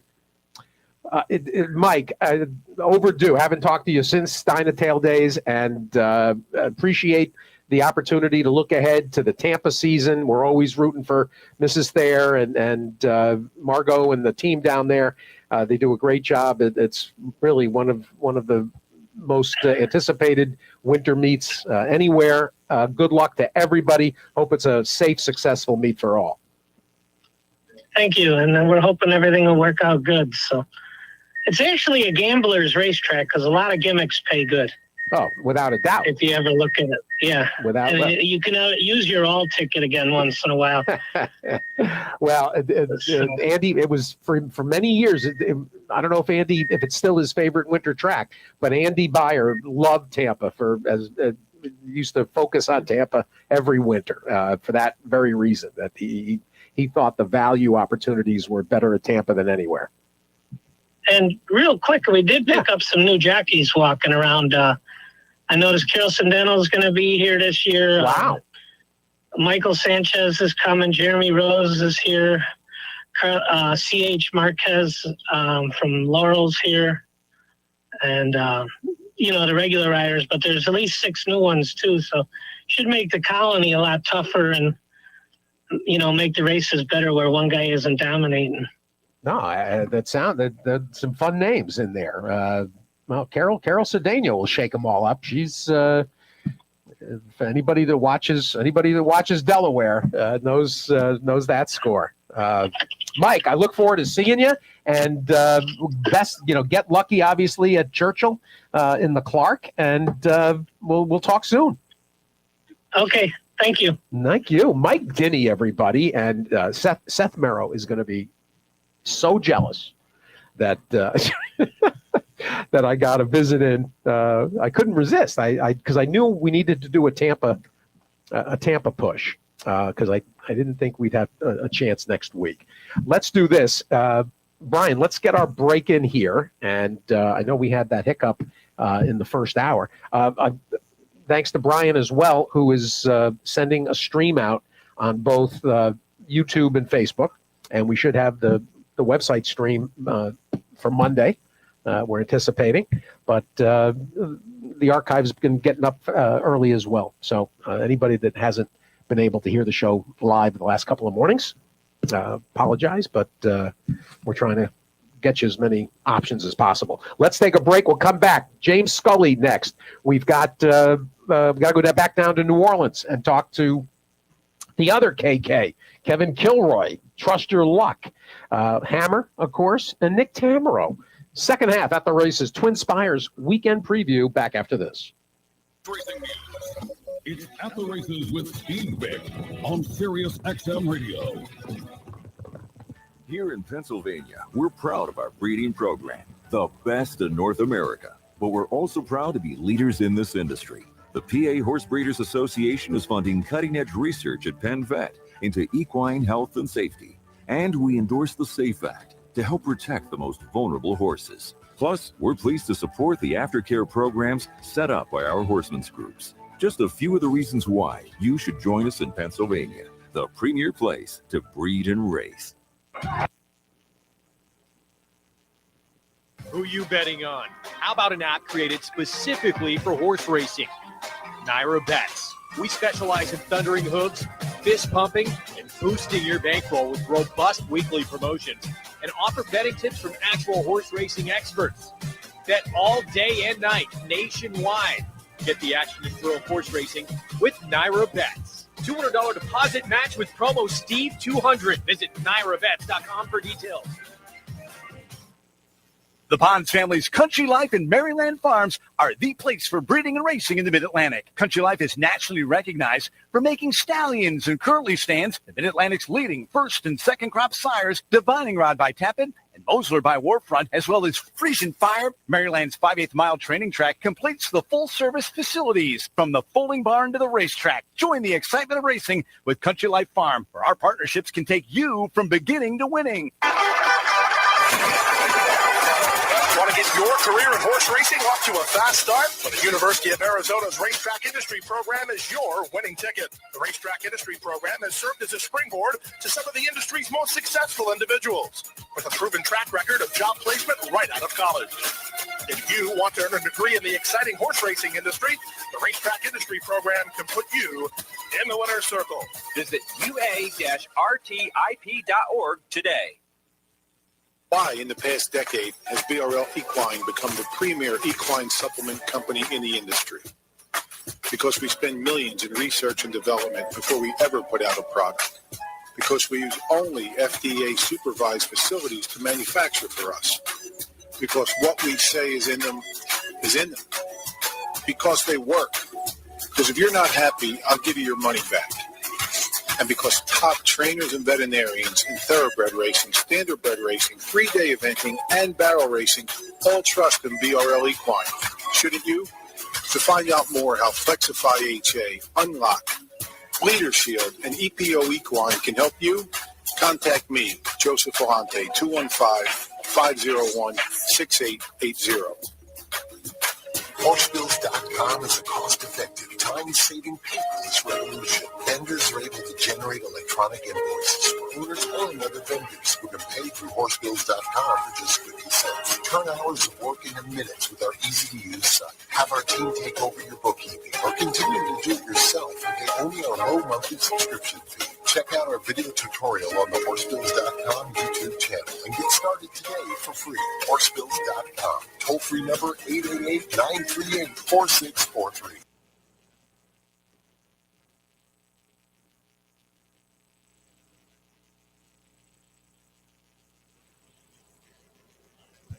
We're back, and second half coming up here. Exactly 90 in, 90 to come. James Scully standing by, and we'll talk to James about some weekend action. And James, actually, before we talk about the weekend ahead, the weekend passed, and I know you gave the bonus the second last-second Friday push, but the first last-second Friday push won, and boy, got bet too, right? Took a bunch of money. Yeah, it did from 10 to 1 down to I think it was 7 to 2 or so. Yeah, easily. And easily. And ran a big race. And then Curly, Larry, and Mo did not make the lead. I was beat 4 wide, fourth going in the first turn. So that trip didn't work out for me. But hit one of the two at Aqueduct. Got a long shot there too. I'll give out at the very end of my appearance. Very good. Well, looking ahead to the holiday, what are you and Gigi doing? We are having my family over. There's going to be 10 people total. 8, my sister and her kids, and mom and other sister, and some nieces and their boyfriends. So a bunch of people over. Very. Who cooks what? What's the division of responsibility? We're getting most of the food, so Gigi's doing most of the cooking, but everybody's pitching in with their own items that they're bringing. So we went over the shopping list this morning actually, and G talked to G's already done all the arrangements for what's going to be taking place next week. Outstanding. All right, I as soon as the show ends, I will start my serious execution. And once again, my mom is like, "You got to have both cranberry and cranberry relish," and I'm like, "Listen, I'll eat some of that relish, but man, I'm not keen on just the regular cranberry slices." No, we'll stop with that. And I'm going to send you. In fact, some people asked yesterday after we had Neil. When I put the show listings up yesterday, some people did ask about me publishing some of those key recipes that are most popular, and I will handle that. I'll take care of it on both Twitter and Facebook and Instagram. So if you want the cranberry, you're gonna buy yourself a bag of cranberries. You're gonna actually make a real cranberry sauce. You're gonna need a little bit of molasses and a little bit of maple, and you're gonna completely revolutionize your family's their approach to cranberry sauce. All right. Well, we need it because listen, not a huge fan. We're going to solve that for you. I also, I also have a tradition that, my mother. What's your opinion of Jell-O?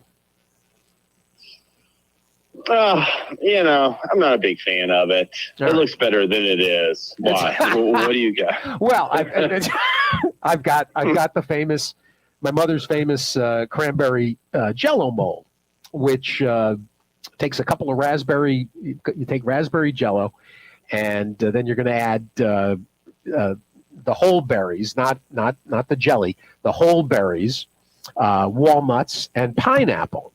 And it goes into a bunt-style Tupperware mold, and it's fabulous. That does sound good with the nuts and everything. Yeah, and the berries. It's fabulous. So if anybody had, those of you that know, the Tupperware mold, and I suppose you don't even really have to do the mold. You could do it in a bowl, maybe a shallow bowl or a jelly roll, like one of those jelly roll kinds of things, or a spring foam pan maybe. You just grease it a little bit, spray a little Pam, and it'll pop right out. It's still easier to get it out of the mold, though, if you're doing it for a meal, I think, than the bowl. But again, if you All you got to do is take a little bit of vegetable oil and just coat the inside of that bowl. And then when you flip it over to put it on a plate, if you just let it alone, you take if you're warm-blooded like me, you take your hands, just sort of run them on the bowl. The heat, the warmth it'll pop right out and it'll sit, and then you just put it back in the fridge and it'll firm back up. I mean, if it gets a little soft, but I'm going to send you that too. I'm going to make a convert of the Scully family. Wow. When it comes to my approach to both the cranberry mold, and that cranberry recipe is called Nantucket cranberry sauce. All right. Well, I'm excited to get it. I'm glad we talked about Thanksgiving and food. On this show, it's obligated. And if I'm not mistaken, from years past, when I've asked you about your favorite, you're a mashed potato guy. Oh no, I'm both. I've always been a mashed potato guy, but come on, I'm keen on stuffing at the holidays. All right. Let's turn to the action. This is a nice card tomorrow at Churchill. Yeah, there really is. You got a grade 3 stake, the Chaluki, but you got some really solid maiden races and allowance races. And even the opening part of the card, like some maiden claiming events, got really big fields. So I thought it was a pretty solid Saturday card. Hopefully, there's a good turf allowance. Hopefully that stays on the turf. We'll see what happens there. The turf question remains open. Where do you want to start? Well, we can just start there at Churchill. I'll finish up with the Chaluki and just give an opinion in race 3. I didn't, obviously this is a race where you have this Bear River for DeSormo dropping it down in there off of just, he's never really been she's never been that competitive. Or he has it. Brad Cox has a firster in there by American Freedom. I'm intrigued by this Extra Halo. I like the way this gelding showed speed last time on the turf at Horseshoe Indianapolis.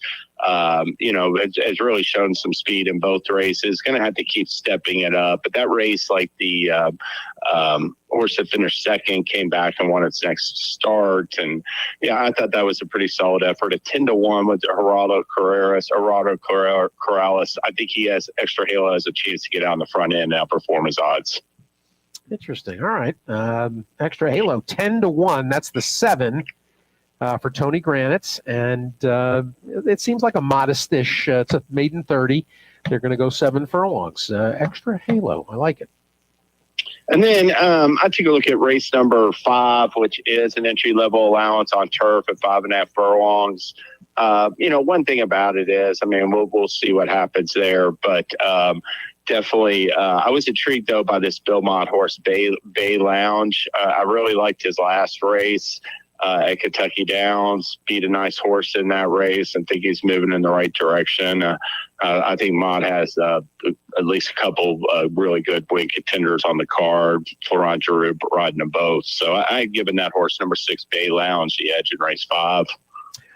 That's a horse that always seem to include, always from a fig standpoint, and when you look, always feels like the horse, has a shot wherever Mott sends him. Yeah, definitely. And I think he finally got it. Obviously needed some races to figure things out, but I thought that was a real encouraging step forward last time. Looking at race number 6, this is a $50,000 starter allowance for 2-year-old fillies at a mile and a 16th. And, this is a situation where the morning line favorite is number 7, Puckered. And I'm just going to play against her on my multi-race and then all my tickets. She caught a really soft field last time and led gate to wire on an extremely slow pace. And you see these 12-length wins. They've got to give speed ratings to all 8 runners in that race. And sometimes those numbers could be a little inflated. And her fig came back on the Brisnet number 73. There's like 5 rivals in this 7 horse field that have run faster, or 4 or 5 of them. That race came back slow for a 12-length win.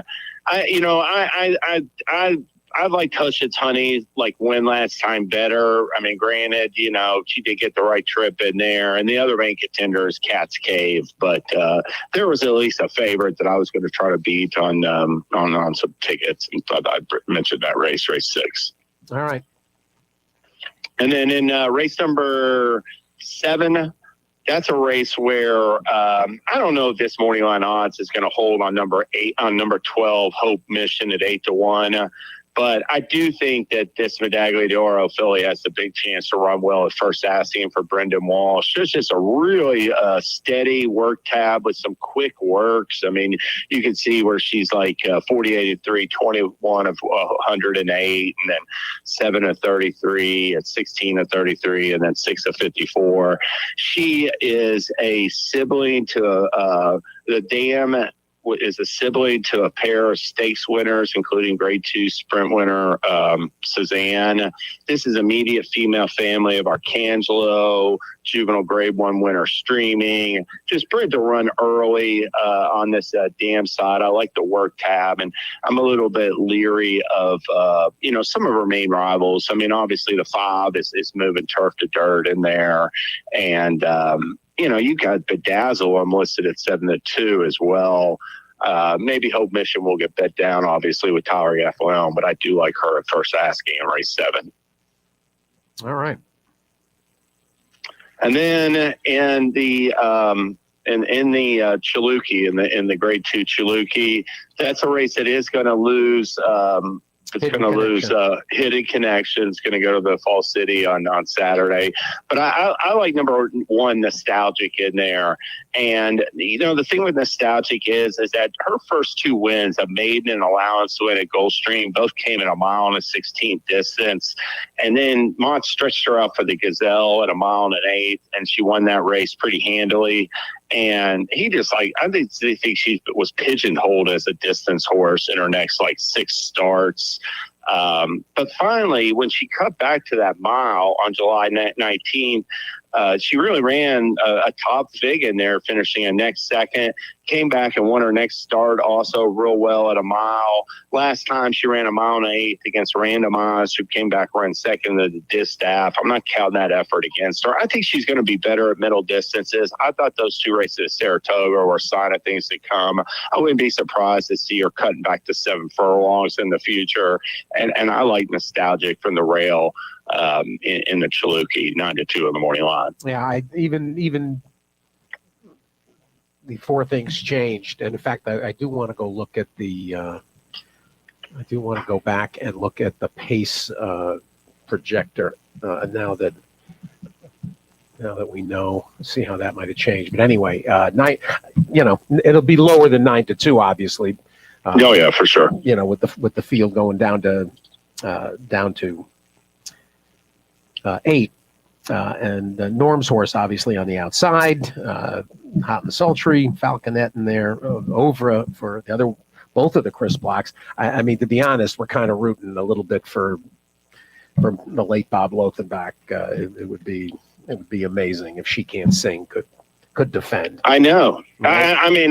I do think that would be really a neat story. I read Darren's notes, and Chris Block, talked about Bob Lothenbach and, just his influence and what a great, in person he was.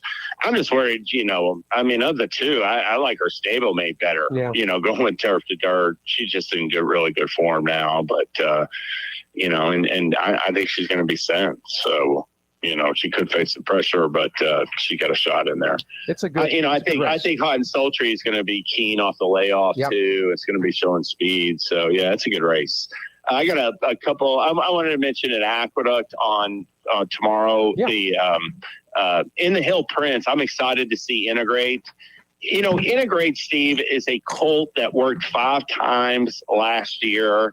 He worked multiple works in January, February, March, every single month this year, and Shug waited. I mean, you talk about just a picture of patience sometimes with Shug Nigay. He gave that colt all the time in the world. ran him in that maiden race. He wins by 6 lengths. He came right back 3 weeks later. Huge race. That Virginia Derby looked better after, even with Runaway Storm, who was coming off a maiden win and a third-place effort. He set the pace in the Virginia Derby, and he ran third, and then he came back and missed the break in the Bryan Station and rallied to be talk of the nation. Looks like a really good horse himself. So now Integration's coming back. Look, he's got to have to prove it, but I think he's going to run a big race in there. And I think, you look it up to Mark, heading to Lane's End, heading to Stud, the older turf division next year is going to be pretty wide open. And he's got a shot at least to step into it and be a huge factor, I think, moving forward. So I'm pretty excited to see him run. Nice.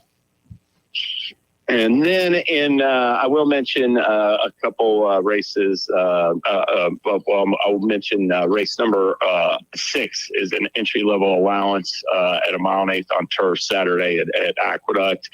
I like number 11 Cyber Ninja in there for Belmont. I thought that he caught actually really a nice field 2 starts back that catch the party. He came around and finished second to him, beat Royal Spirit. Royal Spirit came back and, finished 1 spot ahead of him, but both were behind that Francesco Clemente, who was making his second U.S. start for Chad Brown, and now is heading back to Stakes Company and running stakes overseas and could be a really nice horse.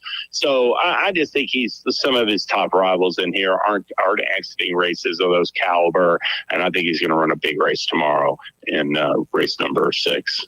The 11, 4-1 Cyber Ninja with Jose for Bill Mott. That's let's just hope the turf stays, because these are good races between the Hill Prince and then this allowance, and then later you got the turf sprint. We'll talk about, I think, the 9th. So there's also a good mile and a 16th maiden race for fillies for 2-year-olds going as the 8th. So we need one more good day of turf in New York. Yeah, and it looks like, that there's going to be a little rain, but it looks like it may not be much. It might be okay tomorrow. The number in the turf sprint, that's a good race. I thought it was very competitive, but I do like number 2 All Gone a little bit. I thought that, he's 1 for 1 on the turf course, and I thought his last 2 efforts were really solid. And, obviously running second to Nobles like he did in the DeHaas. And then, last time, actually ran pretty well on the off track, and now he's going back to turf. So I give him the edge in there for Ned Allard. Ned Allard does a great job, and turf sprinting is one of his specialties. There's a wacky horse in here, and that's the horse lining up right next to him, that Vacation Dance. Mm-hmm. A little dirtied up, frankly, but that was a significant step forward last time, Vacation Dance, and I would be at least cognizant that. There you go. Came back with a bullet, half-mile drill. It looks second start off the freshening for Kimmel. Yeah, I could see it. There's something there, and paired up the last 2, and hasn't been this good, since early in his career. And I was a little surprised David made him 30-1. 20-1 I thought was easy, but it's a big field. That's the beauty of a 12-horse field in here. And in terms of tactician aspect, this is a horse that's adjusted to paces, could be kind of placed anywhere. Is probably going to sit maybe 3rd, 4th, 5th. Vacation Dance intrigues me. 30-1, the 3. There you go. I like it. And my last second Friday push, I'm going to go to the finale today at Aqueduct. It's a maiden special weight. You're going to have a Chad Brown in there, take some action, and Todd Pletcher's got 2. One of them's got Irad, so that filly will be bet down a little bit. I like number 4, Miss Fashionista, returning from the freshening for Pletcher in this spot. She's got a bunch of turf breeding on her tandem side, and Bernardini solid, and I just think that I thought this race might have. I thought that, like, you look at her form, her 2 sloppy tracks, she didn't run at all. But her race was she did catch a fast track. She ran a pretty, ran a decent second that day. I think she'll be better on the turf. Chet's chance to get her at a little bit of a price because. I just thought, you look at some of these horses in here that are rivals. That Shelley did not show anything on the turf first time for Chad Brown. Yeah, now it's going back to turf off of an off-track effort, but you're going to be bet way down. A horse like Velouse is going to be bet way down. It's had a lot of chances. I thought this race pretty wide open, and I like Miss Fashionista coming back for Pletcher and Rapoli. Very interesting, actually. And that dam by Patio Prado. So plenty of turf from the female family. And kind of interesting. Sniff this one out. Miss Fashionista. All right. The number 15-1, the 4-horse. Absolutely. Yep. So, hey, enjoy your holiday. Enjoy your time off and Thanksgiving and everything. Well, James, I appreciate it. And, everybody, in terms of the Twin Spires action, keep tabs. Oh yeah, I do want to make mention. Yes, we have got the 7th feeder 20. We're going to be giving away $2,500 cash at Twin Spires. Make sure you opt in. It's a qualifier for the NHC qualifier that we're going to have next year. So go check that out. We got a lot of win bonus promotions at Churchill, as well as like Hit It, Split It at Golden Gate, Churchill, and many more. They've added some new promos this week. Obviously, the fairgrounds opening, and we'll have some more with other tracks as well. Always a $200 sign up bonus at twinspires.com. Outstanding, James. I appreciate it. And of course, when it comes to the handicapping and the crafting of opinions, Twin Spires next week, particularly with the big finish to the Churchill season, including Stars of Tomorrow. And of course, Clark came up, and we looked at a couple of the Thanksgiving Day stakes with KK. There'll be lots to keep you occupied through Thanksgiving weekend. James Scully, everybody. James_Scully 111 at Twitter, but most of his best work is there at the Twin Spires website here on Twin Spires Weekend Preview at the races. James, talk in 2 weeks. Sounds good. Thanks, Steve. James Scully, folks. Let's keep it rolling. We got an hour and change, and I think, are you asking me this question, Brian? I think you are. That was James Scully. I don't know if you figured that out. Brian's putting up on the stream thing. It's unusual to have a visual version of the stream, but he's putting up the tags for each of the visitors, which is appreciated. Kevin Kilroy is going to be next, and then Hammer and Nick Tamaro, where you will get the Italian Thanksgiving treatment from NTAM. All right, let me scare up KK. It's the double KK season, right? Kevin Kilroy and Kevin Kirstein, and we actually had a very funny scene at Churchill. Was that this spring, where we were talking about all the KKs that are populating racing. And when it comes to New Orleans, you'll trust your luck as Kevin Kilroy returns to the scene, and he fits in that scene perfectly. KK, good morning. Hey, Steve, thanks for thinking of us. Good to hear your voice. Been a little bit. Now it's your season, and although I saw you at Churchill, I saw you Derby time. Yeah, Derby, right? That was the last time. Yeah. Yeah, that was that seemed like a year ago, right? I mean, so much has gone on since then, but we're back and rolling. It's opening day here, and it feels neat. Something feels different. I think we've got some some fresh faces and some new exciting storylines, and it feels like something's gonna pop this meet. It's gonna be a good deal. So hopefully everybody's tuning in to Fairgrounds and betting our races.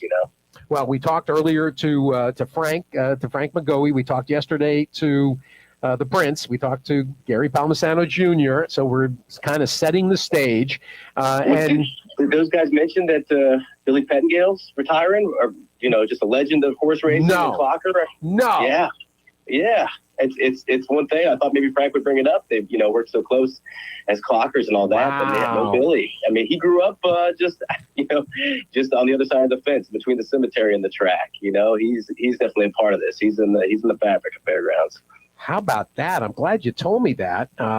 And we'll reach out to Bill and an absolute institution. And people frequently say racing's made up of characters. There's a character out of Central Casting. 100%. He'll fill with stories. He's just every time I see him, he's got something that I just would want to sit down and enjoy, because he's just got so many great stories and such a kind guy too. And he's got that homespun delivery too. That local cooking, right? Exactly. Well, let's from your perspective, and basically I asked Frank this morning, what his, it would maybe if you probably have a play or two for today and tomorrow, but in terms of what you're watching for, and Frank talked about kind of taking it a little easy, particularly on the turf course. It's a completely not reimagined, but it was reseeded, and they brought it back after the salinization problem from a year ago, and it looks fabulous. But we won't know how it's necessarily going to play until we get a few visuals over it. Yeah, I know. I'm feeling a little bit tentative about it as well in terms of that, just getting a sense for it. Looking at it from the press box, and it's got a nice cut to it. It looks really beautiful, but it doesn't seem like maybe it has that sort of cupiness that the closers might want to get for that turn of foot to really dig into. So, my sort of first blink at it is maybe it's going to play it to speed. But then we've got some moisture in it too, so that could kind of change things. So there are some uncertainties, but if the price is right, we've got these huge fields on the turf. It's going to be so hard to pass those races. You want to cook up something and maybe be wrong but take a shot. But if I'm right, you can definitely cash on it. So the dirt course usually does play pretty forward, right? You want to be near the rail. You want to be able to come out of that far turn and in good position with a head of steam. The jocks, who know it well. Ray Gutierrez obviously knows it. The leading rider last year, but we've got Ben Curtis coming in. This one of the leading riders in England, top 5 every year, all-weather champion one year, had tons of success in Dubai on the dirt tracks over there. Irish-born, his dad's from Arkansas, and he's wound up here. Ron Boucher is his agent. It's going to be very, very thrilling to see how he handles things. He rides different. He's got his bounce to him like European riders do. He's got that sidewind, brings the crop back in a really strong way. Seems like he has live mounts, so we'll see how he does. Jaime Torres seems to fit this track like a glove. I mean, he's a great forward rider. He's riding for Steve Asmussen on a bunch of them. I'm really excited to see what he does here. But Corey Lannery, right? I mean, at 50 wins last year, he came back and just fell right back into the groove of getting the wins at Fairgrounds. So I'm excited to see Corey have another big meet. In mentioning Curtis and with some of the other names, and in fact, Frank talked about that it's going to be a very active group of bug riders as well at this meet, which is nice when you get bugs. We should mention, and because it occurs to me that I saw the story and didn't get a chance to mention it. Jack Gilligan has gone back apparently to Ireland and is going to continue his career, back home. And he had some injury difficulties more than once. And, of course, his father had that fabulous book about, coming to America and basically, introducing, Jack to getting his career going. And we wish him the best. I mean, was as nice a young man as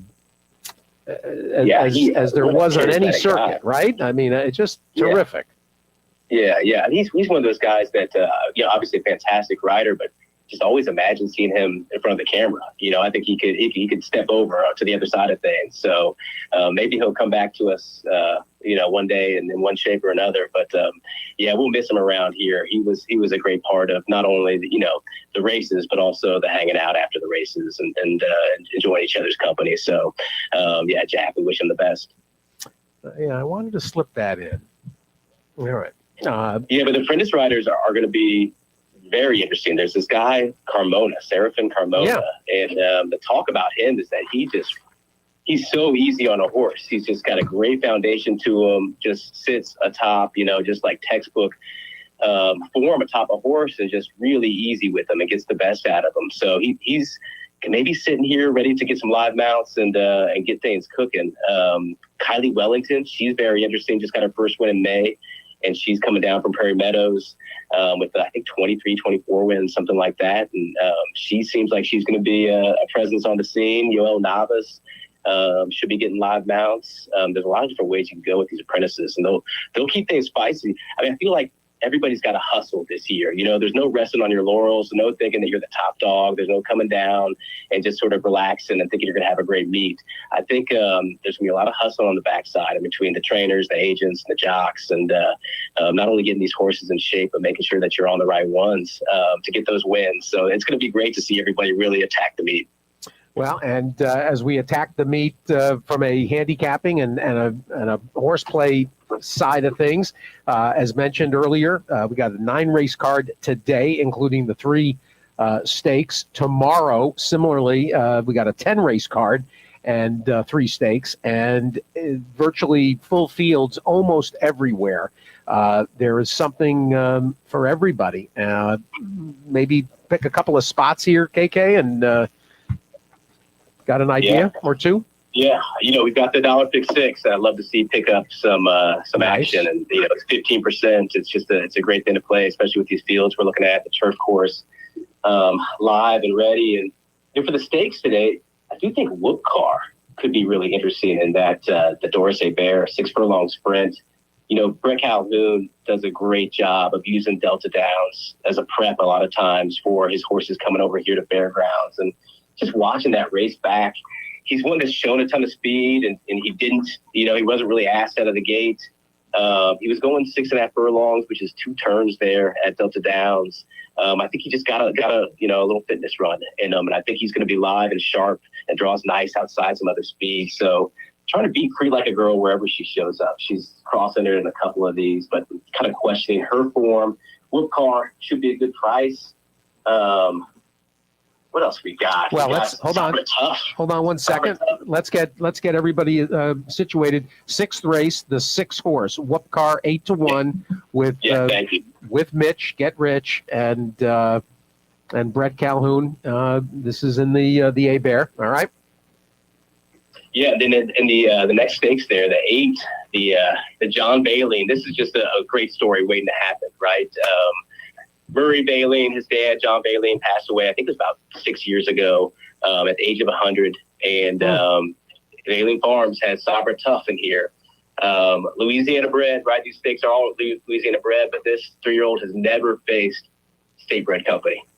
Never faced state bred company. Classic Dallas Stewart, just being ambitious, taking his shots, ran in the Breeders' Cup Juvenile Fillies last year. Is a big late kicker, so could be up against it in terms of if the track's playing forward. But Ray Gutierrez should have her out of the gates and in good spots, and has that nice draw there. Number 2 in race 8, 5-1 in the morning line. Sabra Tough.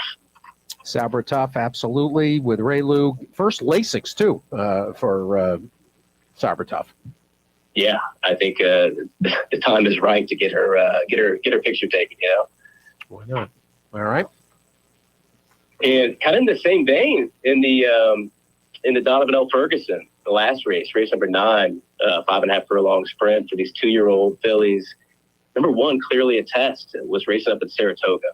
One of the storylines this meet is Britland Stable. You know, Evelyn Benoit, owner of Star Guitar, breeder Star Guitar, and so many great Louisiana breds that have come from that bloodline. She's been with Jose Camejo the past couple of years, 3 years, I think.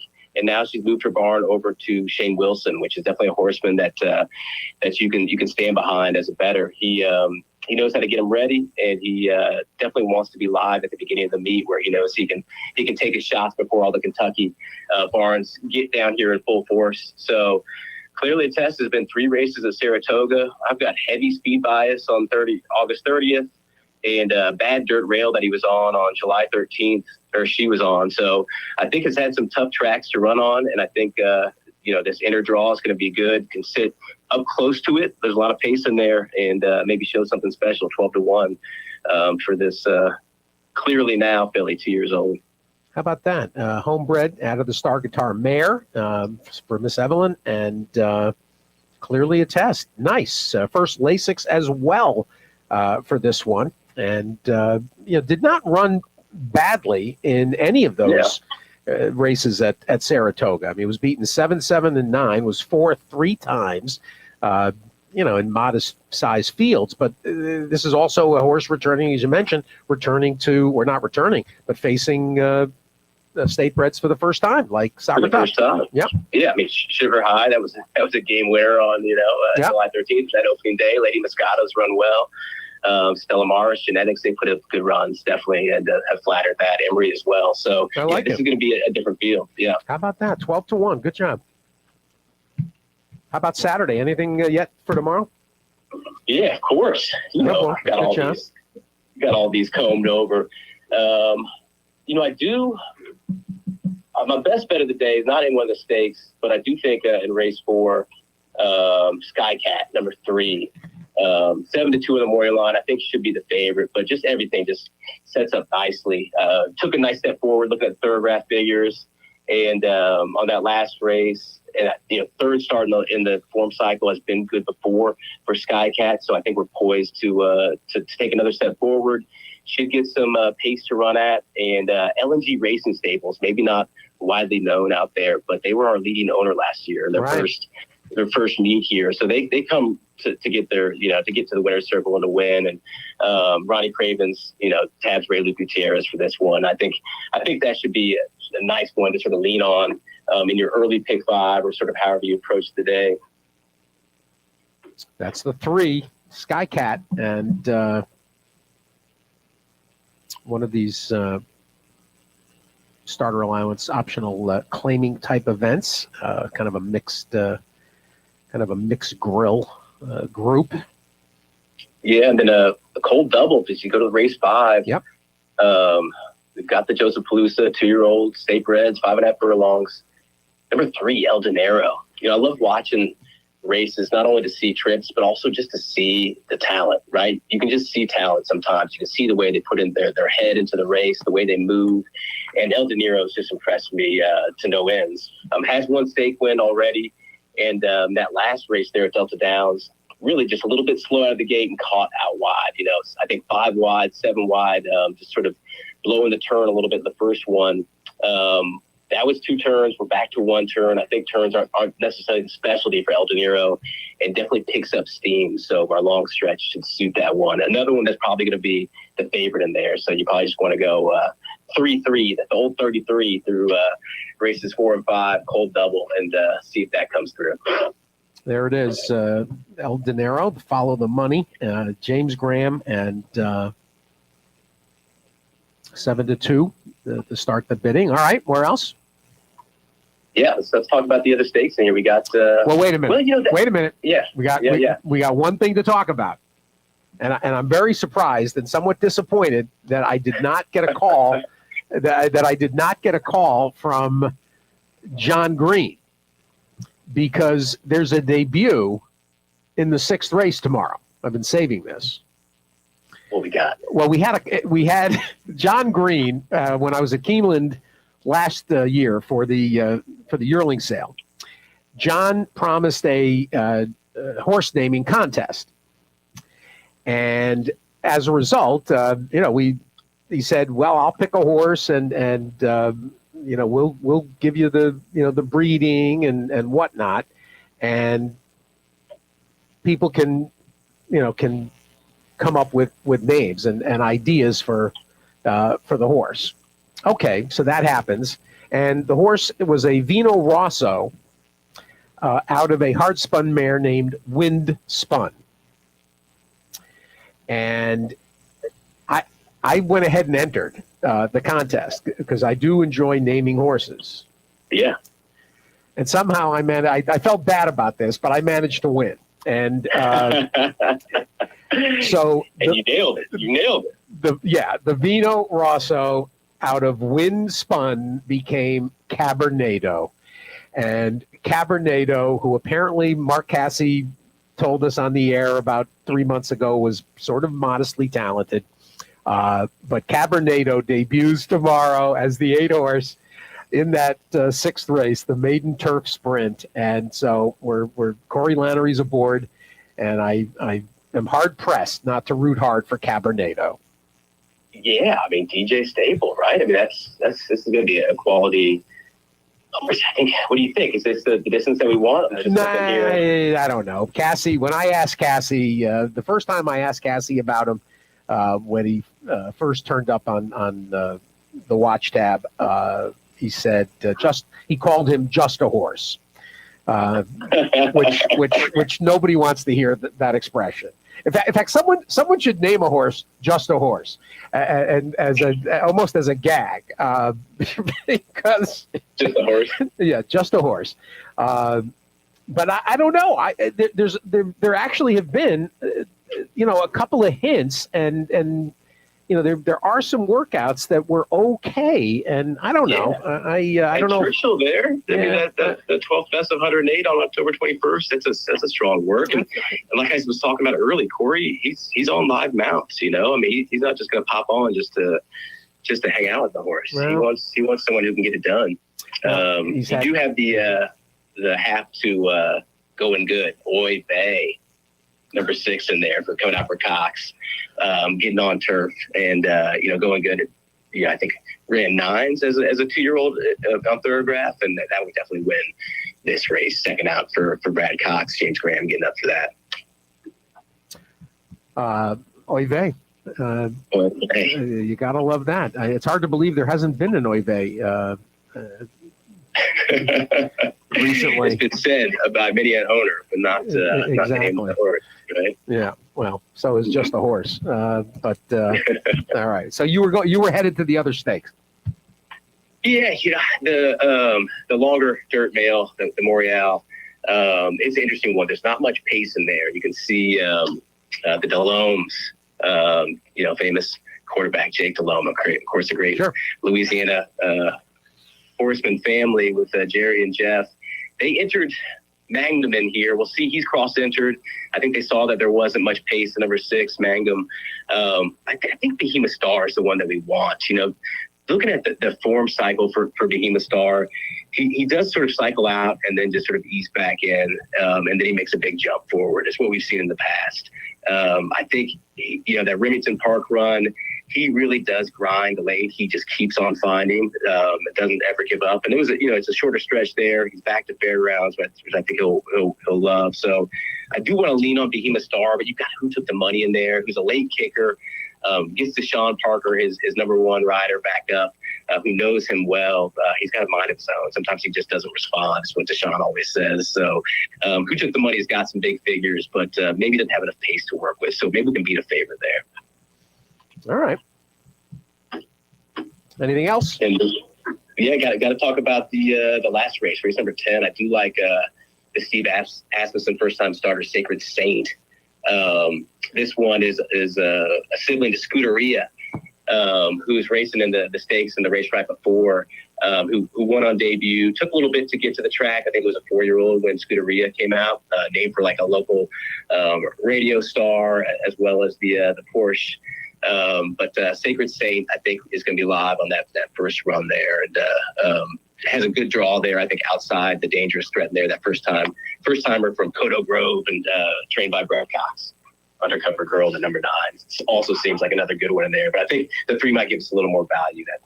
That nice little Steve Asmussen Sacred Saint. Nice with Torres 6-1, the 3 horse in the 10th. 2 terrific cards to get the season going at Fairgrounds with Trust Your Luck himself, Kevin Kilroy. Thursday is the next card, and the Thanksgiving Classic came up. There's a nice 9-horse field in there. I see Miles Ahead is exiting the bet on Sunshine in there. You've got Cowan for Ray Ginter that's exiting the Bold Ruler in New York that Durante won. Kavad for Hartman, and Amador Sanchez has got a horse that people might have realized ran it in the Golden Shaheen, Super Ocho, the Chilean. Yeah, it's a fun. That was interesting, right? Yeah, it's a fun race. Nice group. Yeah, that's a big day here. I mean, there's no better sort of New Orleans day where everybody comes out, sort of a mixture of Kentucky Derby and Mardi Gras, and people will really get wild here, and it's lively. So I'm looking forward to Thanksgiving. It's a special tradition here. It's a special day throughout the racing. KK, we will talk more, obviously, as the meet unfolds. Joe will be down there after next week as well, and I'm looking forward to my visit, the Typically Risen Star. I don't know if I'll be there 3 times like I was earlier this year, but at least once, and if we can work out a second, I'll do my best. But thanks so much. Happy Thanksgiving. Steve, happy Thanksgiving to you. Thanks for having me on, and great talking to you. You got it, KK, everybody. KK number 2. We got both the KKs in. Let's turn to Hammer, and we'll talk about what he and the girls are doing, and let me hear. We'll find out if he was listening earlier. This might be fun. I hope I'm not catching him off guard and foisting this on him a little bit too much. We'll see. And it's funny, our partner Marty Shapiro. Marty said that he had that he almost bought the same exact trivia thing the other day himself at Barnes and Noble. That he was looking at this set of trivia cards. Hammer, good morning. Good morning there, Steve. How are you this fine Friday? I'm great, and I don't know if you heard me early in the show. If you were up and about at 6. But I did reference this visit and a Christmas present that I got you. Okay. I did not hear that part. I got up by about 6:15. I started listening. Perfect. Tina and I, last Friday, we were down in Albany. She wanted to go to LL Bean to pick up a Christmas present for our friends, Villa Fuertes, for a birthday present, actually, for right. And so we're at LL Bean, and we're in the checkout line, and I see on the end cap thing, they got all kinds of little, grab and go ideas. Yes. Including a national parks trivia game. Very good. Do you have this? It's a box.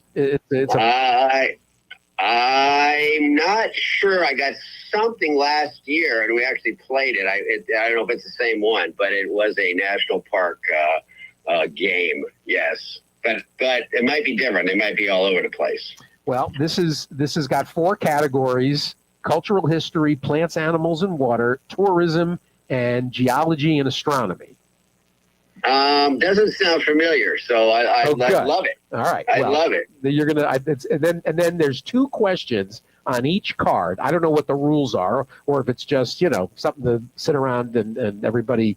But I saw this. I told Tina I got to get this for Hammer and Gina because they are. How many national parks are there, and how many have you been to?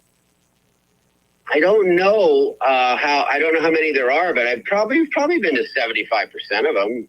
Amazing. To tell you the truth, we actually, when we do see lists, we don't look at which ones we've been to. We look at which ones we haven't been to. And I got to tell you, the pride, which, you know what, it's going to blow your mind. The one closest to us, probably closest to us from here, I haven't been to, but I'm planning to go in February, and that's Death Valley. Wow. Never took the turn off to Death Valley, because guess what? Usually when you're flying down that road, you're heading to Vegas or you're heading somewhere else. So planning a golf outing in February at Death Valley. It's the lowest golf course in the world. So that was the catch. So I'm trying to have 4, trying to get 8, a group of 8 to go out and play golf. And actually there's other stuff to do as I'm doing some research. You can rent Jeeps and, go running around there. But yes, no, we've been to a ton. Another one I haven't been to is Big Bend in Texas. There's another big one that I haven't been to. But I'll tell you what, they're kind of like racetracks, and we're driving down the road. If there's one close, we will get there. Nice. And then next summer, we're actually planning an Alaskan trip to get up to a couple of national parks up there, but just to get number 50 in state-wise. I've been trying for a couple of years, but we're going to make a point of getting up to Alaska next summer. So, yes. But I love those travel trivia stuff. All right. So well, thanks for thinking of us. Well, but you're until I bring it to you at Arizona in 3 weeks, you're going to be asked questions. What category do you want to try first? Tourism, plants, animal, and water, cultural history, or geology and astronomy? I guess the first one. Tourism. Since I'm in tourism. All right. Well, and then the card there's an easy question and then what they call a hard question. So do we want to do both? Which easy or hard? Yeah, I guess. All right. It concerns the same park, it seems. All right. The easy tourism question, National Parks Trivia with Hammer. Arches National Park is one of Utah. One of Utah's. You know it? Yeah. Yes. Arches National Park is one of Utah's most visited park. It and neighbor Canyonlands are both located close to what small Utah city known for its funky vibe? Moab is correct. Well done. Moab, with no lodging in either park, Moab is the go-to place for accommodations, food, music, and adventure when visiting the area. Arches National Park. Now, wait. I might add a little suggestion. If you're going to Moab, you want to stay at Red Cliff Lodge. It's right on the river there. It is like a postcard looking at the back patio of Red Cliff's Lodge. In fact, I used to have it on my phone. And then it's a short drive to both of those Canyonlands. Arches is a little closer, but Moab itself is the headquarters to all kinds of outdoor adventure. Those ATVs and all kinds of stuff. So Utah is national parks. I think there's probably 7 or 8 in Utah itself, but no, Moab is a definite destination. Love it. Place to go. All right, now here's the hard question about Arches National Park. Arches National Park does indeed have a lot of arches, but one is perhaps more famous than all the others. Name the arch. A, is it turret arch? B, delicate arch? C, balanced arch? Or D, double arch? You know what? I'm guessing here. I'll call it delicate arch, but I really don't know. That's the big, huge one I can send you a picture that we took there, but I do not know the name. You are correct. Delicate arch it is. Yeah, B, arch. It just sounded, but it had that right. It had that right ring to it. It's more of a process of elimination that I know wasn't the other one. So there you go. So I passed the test. You did very well, and of course, if Jinx Fires had been on, the answer would have been arch. Ooh, baby, we had that one too. Yeah, Arkansas Derby. Yeah, baby. There you go. National Parks Trivia for those that are inclined. And Hammer, you're going to get one of these a week until symposium. I'm in. Oh, I love it.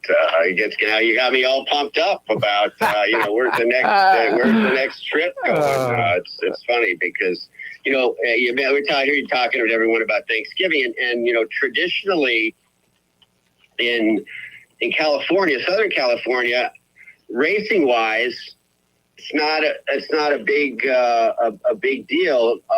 Nothing steeped tradition wise. And back when I started going to the races in the mid '70s here, Oak Tree. I think Oak Tree had started. There might not even have been an Oak Tree, but after Oak Tree meet, the one we just finished at Santa Anita, which would end pretty much the same time, early November. There wasn't any racing in Southern California until opening day at Santa Anita. So you had a 6-7 week break. There was no racing, so obviously there was no racing here on Thanksgiving. So I never went to the track on Thanksgiving. They did run a meetup at Bay Meadows in the interim, so anyone that wanted to run went up there and ran, but never had here. And then Hollywood Park came with their meet, their fall winter meet. I mean, it's over 30 years ago that started, so it came in, and they had their Thanksgiving deal what they did, and now that Del Mar's open, I'm sure they have something on track as well. But I worked back east at the Meadowlands. We weren't open on Thanksgiving, and so I don't think I've ever been to the track on Thanksgiving. Never a big deal. It was more of a kind of a time to spend some time with family, but I seemed to be on the road, and that's where I was introduced to the Italian Thanksgiving. We go to Jimmy's house, the Ventura family, either at his mom's house, Norma in Maywood, or Joanne or Kathy's house, one of his sister's house. And boy, were we introduced to a food fest. So that might have been our largest food fest introduction ever, coming from California. You just make turkey and the fixins, and that was it. But I learned there that the turkey is pretty much you hope you make it to the turkey after all the food that is presented earlier in the day. It's quite a feast. And then, I remember it was like 4:30. I'm looking at Gina going, is turkey part of this deal? You take a couple walks around the block and come back, and then the bird comes out. And anyway, just some fantastic meals there. And then, came back here, and it was never really working. So we spent a lot of time. We used to go to San Francisco religiously. Every year we got in the car and went to San Francisco for the 4 days. It was a great time to visit that city because it shut down, and we lived up there for many years, and then would tour the city. And then we got the phone call about 5 years ago saying you don't want to come up here anymore, which was sad. So I literally haven't been back since because of the situation the city's in. So now we're relying on home cooking, which I love to cook. I'm the big like you are when it comes to big stuff and turkeys and big stuff. I cook, which I love to do. But this year we're going to our niece's place in Newport Beach, and she's a caterer. Mostly, Newport Coast Catering. Actually, at NewportCoastCatering.com is her website. Good job. And I tell you what, you want to go to that, and you want to check out her cookies and her cakes is just incredible.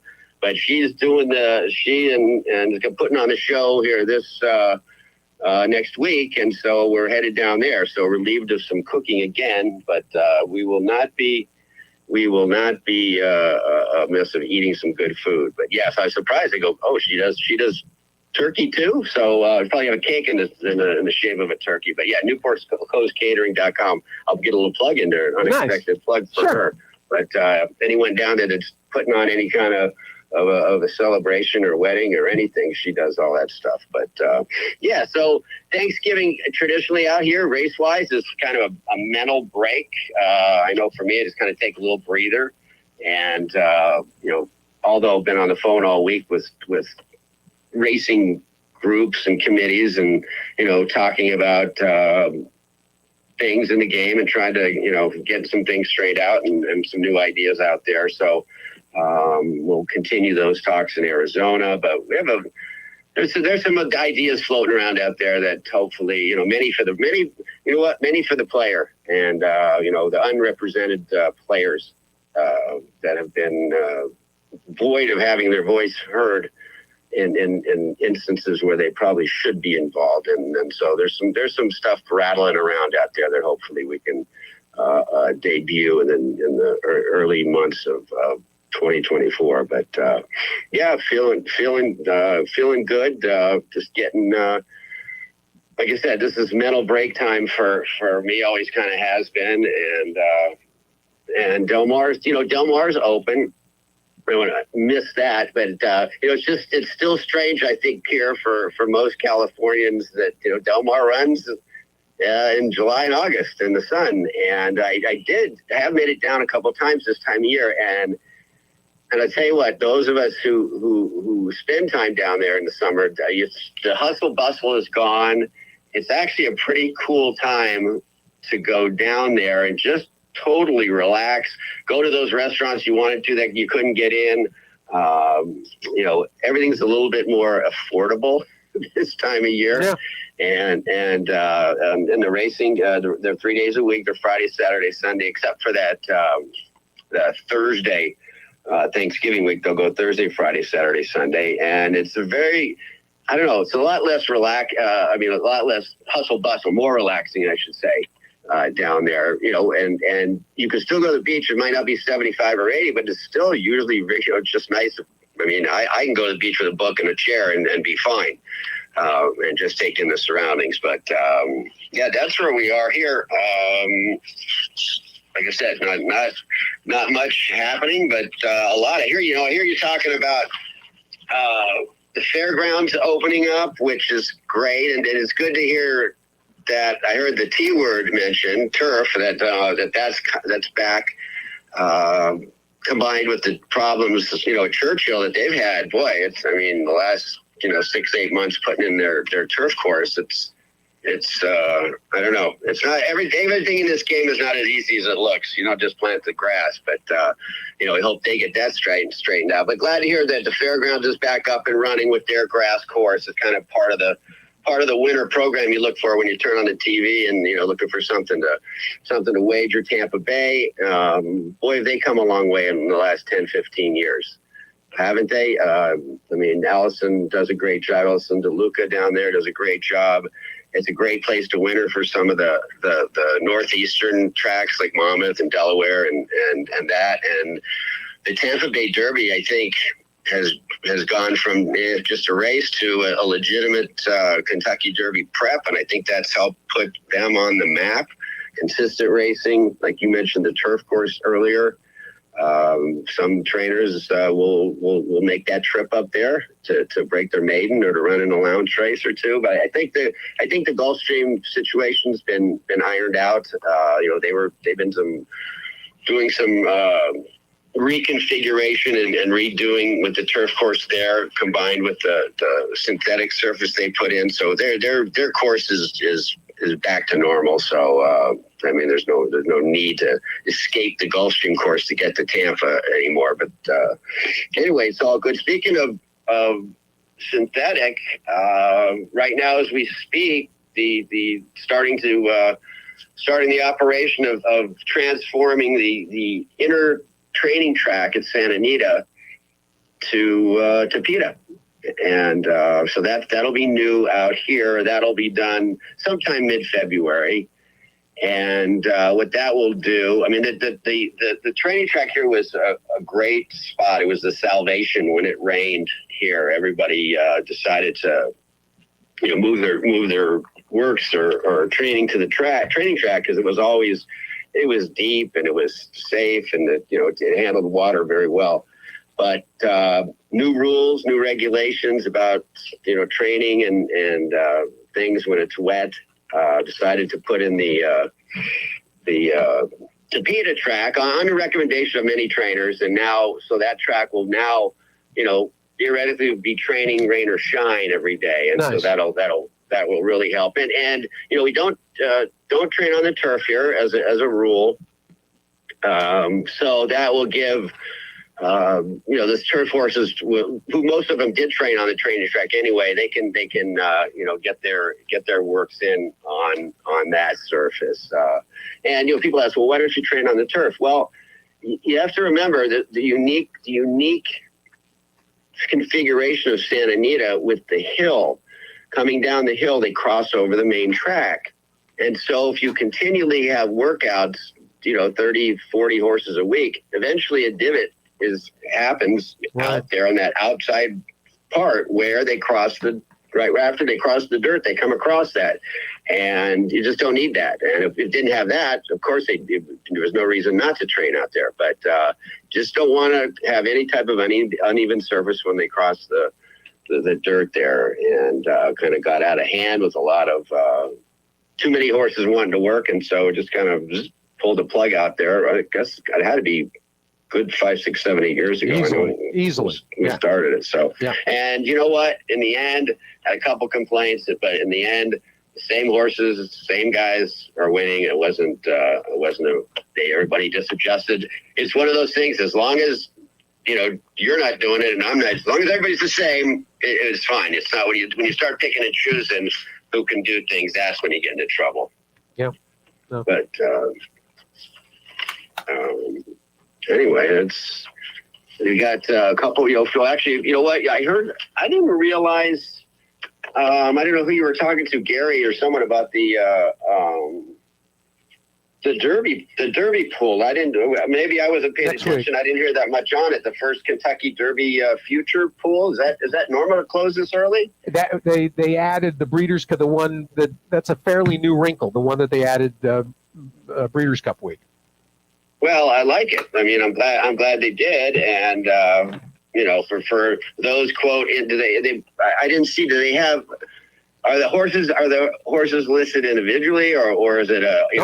There was a. I mean, there's all others too, but no, I mean the amazing horse that people are going to be holding on to a ticket, watching carefully is Fierceness. Sure. 29-1. And that's pretty much the number you want to look for. If you're betting a horse here in November to even make the gate in May, you're not looking for anything under 29-1 at this point. Even into February, you want to hit that, because they should almost have a side pool where if your horse starts, you get 2-1. Well, that who used to talk about that was JJ and John Parada, and JJ would say they actually would have a side bet, which was whatever the first pool was, they would have an over-under. And usually it was around 6.5, about how many horses would actually make the Derby gate. John and JJ always discuss that. No, somebody could actually, because I know, I still make a bet or two on a big price horse, and at some point, literally, one of those 5 years that they actually make it to the gate, you feel like you won already. Exactly. Yeah, I won. He's in. He's 50-1, but I'm in. So that'd be a little. They do those little kickbacks on some of the wagering sites where if you finish second, you get your money back. There you go. That might be something to think about. Increase the volume. I love it. But a couple stakes. Actually, today I was checking out Del Mar. There's a real nice race that brings together a kind of a crew here. There's only 6 of them, but some real horses. It's a 200 allowance race with a tag, and John Harris has a horse in there, a real nice horse called Sir Atticus, who's running 2 stakes. The Pat O'Brien and the Santa Anita Sprint Championship ran 4th in both, but was not disgraced, is in there. CZ Rocket, one of the better claims of all time, to tell you the truth, that Peter Miller grabbed, I think, out of Oakland 4 or 5 years ago, and went on to win a lot. He's in there running back for a tag for the first time since then, and Fort Bragg and Classic Car Wash, Mark Cassidy and Bob Baffert. Hard to believe that those horses have those conditions left. So that's the allowance race for that. Let's see. The Desi Arnaz, a couple of 2-year-old filly race, and then the Bob Hope on Sunday will be another race. It's only got 5. You got Baffert in there, and it might be a couple Kentucky Derby future pulls in there too. So racing on through the weekend. And I'm now going to go start reading up on these the parks that I haven't been to, so I can answer your questions next week. So, I appreciate you thinking of me, and everybody have a great Thanksgiving and enjoy it. And we'll talk 2 weeks. We'll talk soon, and we'll see you in Arizona soon too. That's true. And actually, I'm looking at the calendar quickly. Next week, yeah. So we'll talk. We'll talk the day before we leave for Arizona. Yeah, because next week you get a breather and enjoy that one. And yeah, okay, so that's right. Because I'm leaving. I'll get there, I think, Saturday or Sunday. So, happy Thanksgiving, everyone. Enjoy the turkey and maybe get lucky and hit a big one before Christmas shopping. There you go. Begins. And we'll give calendar info 2 weeks from today. Yeah. Let me double check with that. But yes, let's hope so. That's right. I gotta update that. Go back to the Santa Anita address, but yes, I'm counting on it. So all right, we'll do the calendar thing again. Outstanding. Hammer, happy Thanksgiving. I'll talk to you over the weekend. All right, thanks, Steve. There we go. Away they go, Hammer, and we'll round things out with a Nick Tamaro visit and some very good racing. We'll get a quick. We're not far off actually from the start of the pick six today, the carryover sequence. Which starts in race 4, so 1:46. So basically 2 hours from now, the start of the pick six. And Nick Tamaro, good morning. Good morning. How you doing? I'm good. Little modest pick six carryover today, 24,000. But any quick leans?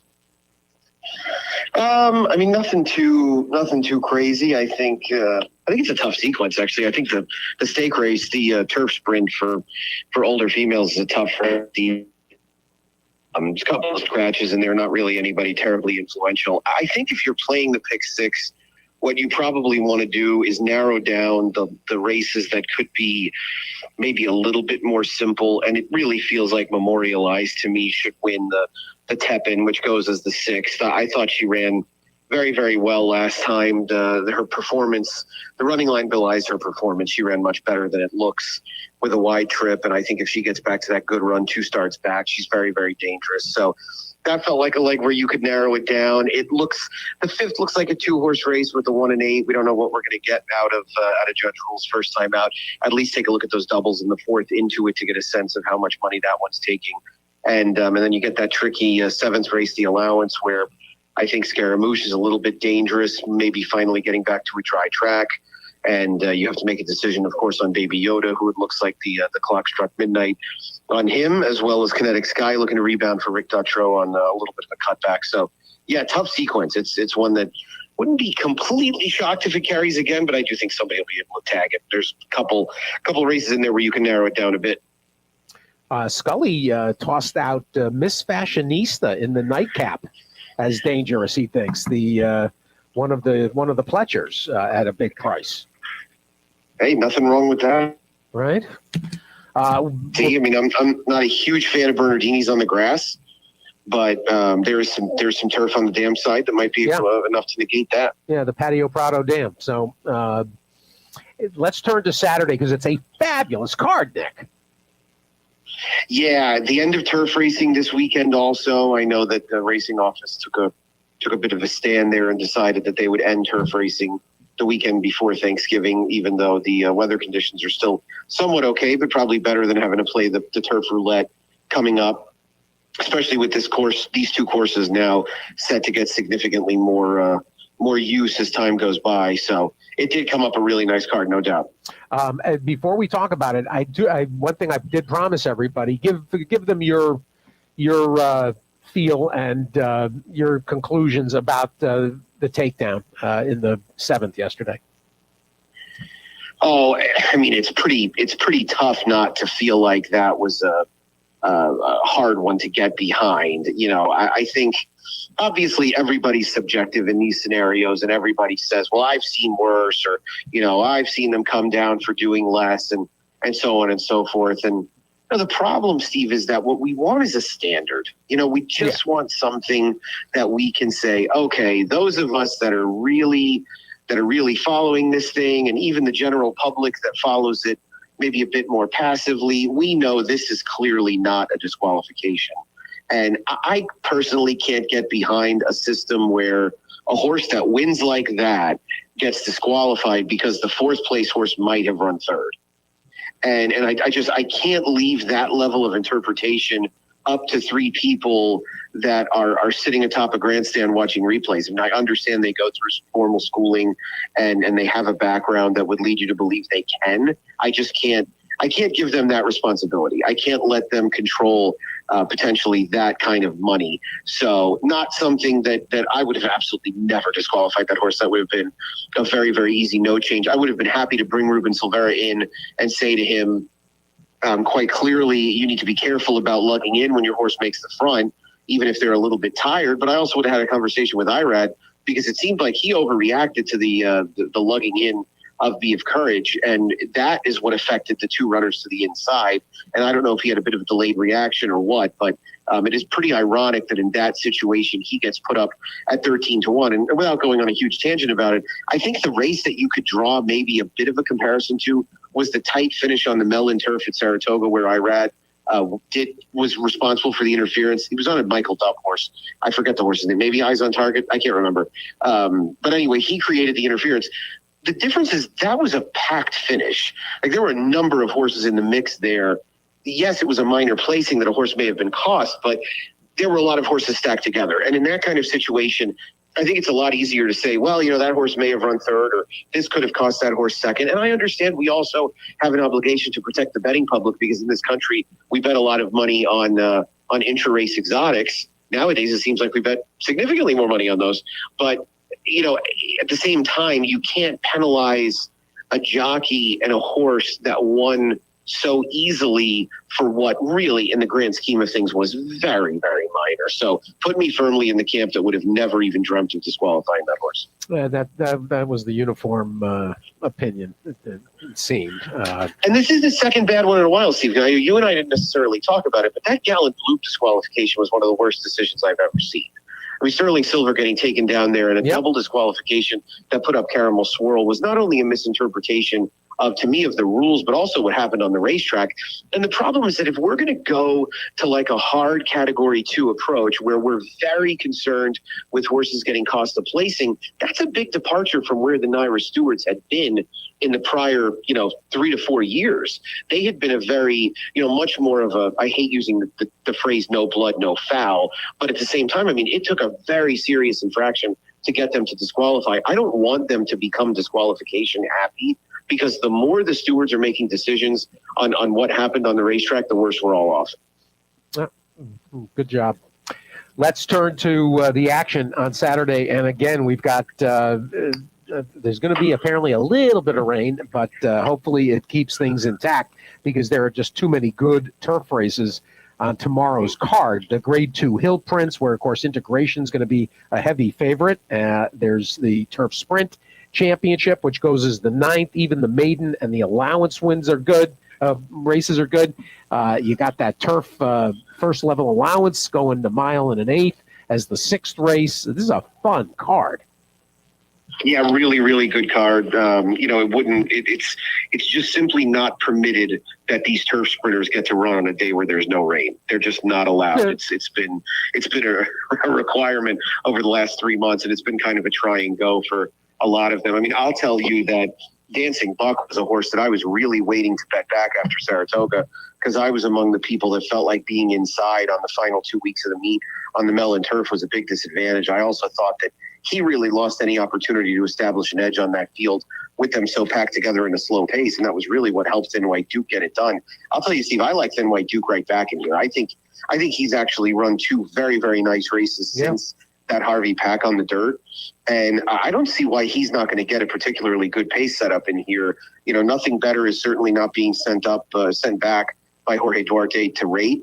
And you got a couple of other mid-Atlantic type speedsters like For Harp and even potentially Grateful Bread. Grateful Bread would have to work pretty hard, but he did get involved in a pretty hot pace last time. So I mean, it looks like this thing's going to set up for somebody coming from off of it. And the good thing about Thin White Duke is he seems to perform every time. He has no issue with a wet turf course whatsoever, and it seems like a good time to get on board with him at 5 or 6 to 1 with with the form that he's been in lately. I'm going to give you a crazy horse. I gave the same to Scully. This Vacation Dance of Kimmel's. This is a funny horse in here. And any sheet user, any Thurgraph user, I know we didn't send out this race. We sent out the Hill Prince, but that was a significant step forward, and it came on the heels of a win. And he's going to get a ground-saving trip in behind the speed. Vacation Dance is going to make my grid. Yeah, he's not impossible by any means. And I'll tell you, he's a definite player to get a piece of it at a huge price. And I think what you're looking for is exactly what you laid out. You're looking for Isaac Castillo to just raid him in behind the leaders and try and pick a path after that. Yep. His last race is definitely better than it looks on paper. I'll tell you the other thing. The only thing that gave me a little bit of a cause for concern, he's run well without it, but he did run his last two races with Lasix. Yep. So it was one of my only worries. But you know what? He'd run okay. He's a stakes winner without Lasix in his own right. But it does seem like they reinvented him a little bit as a bit of an off-the-pace turfer.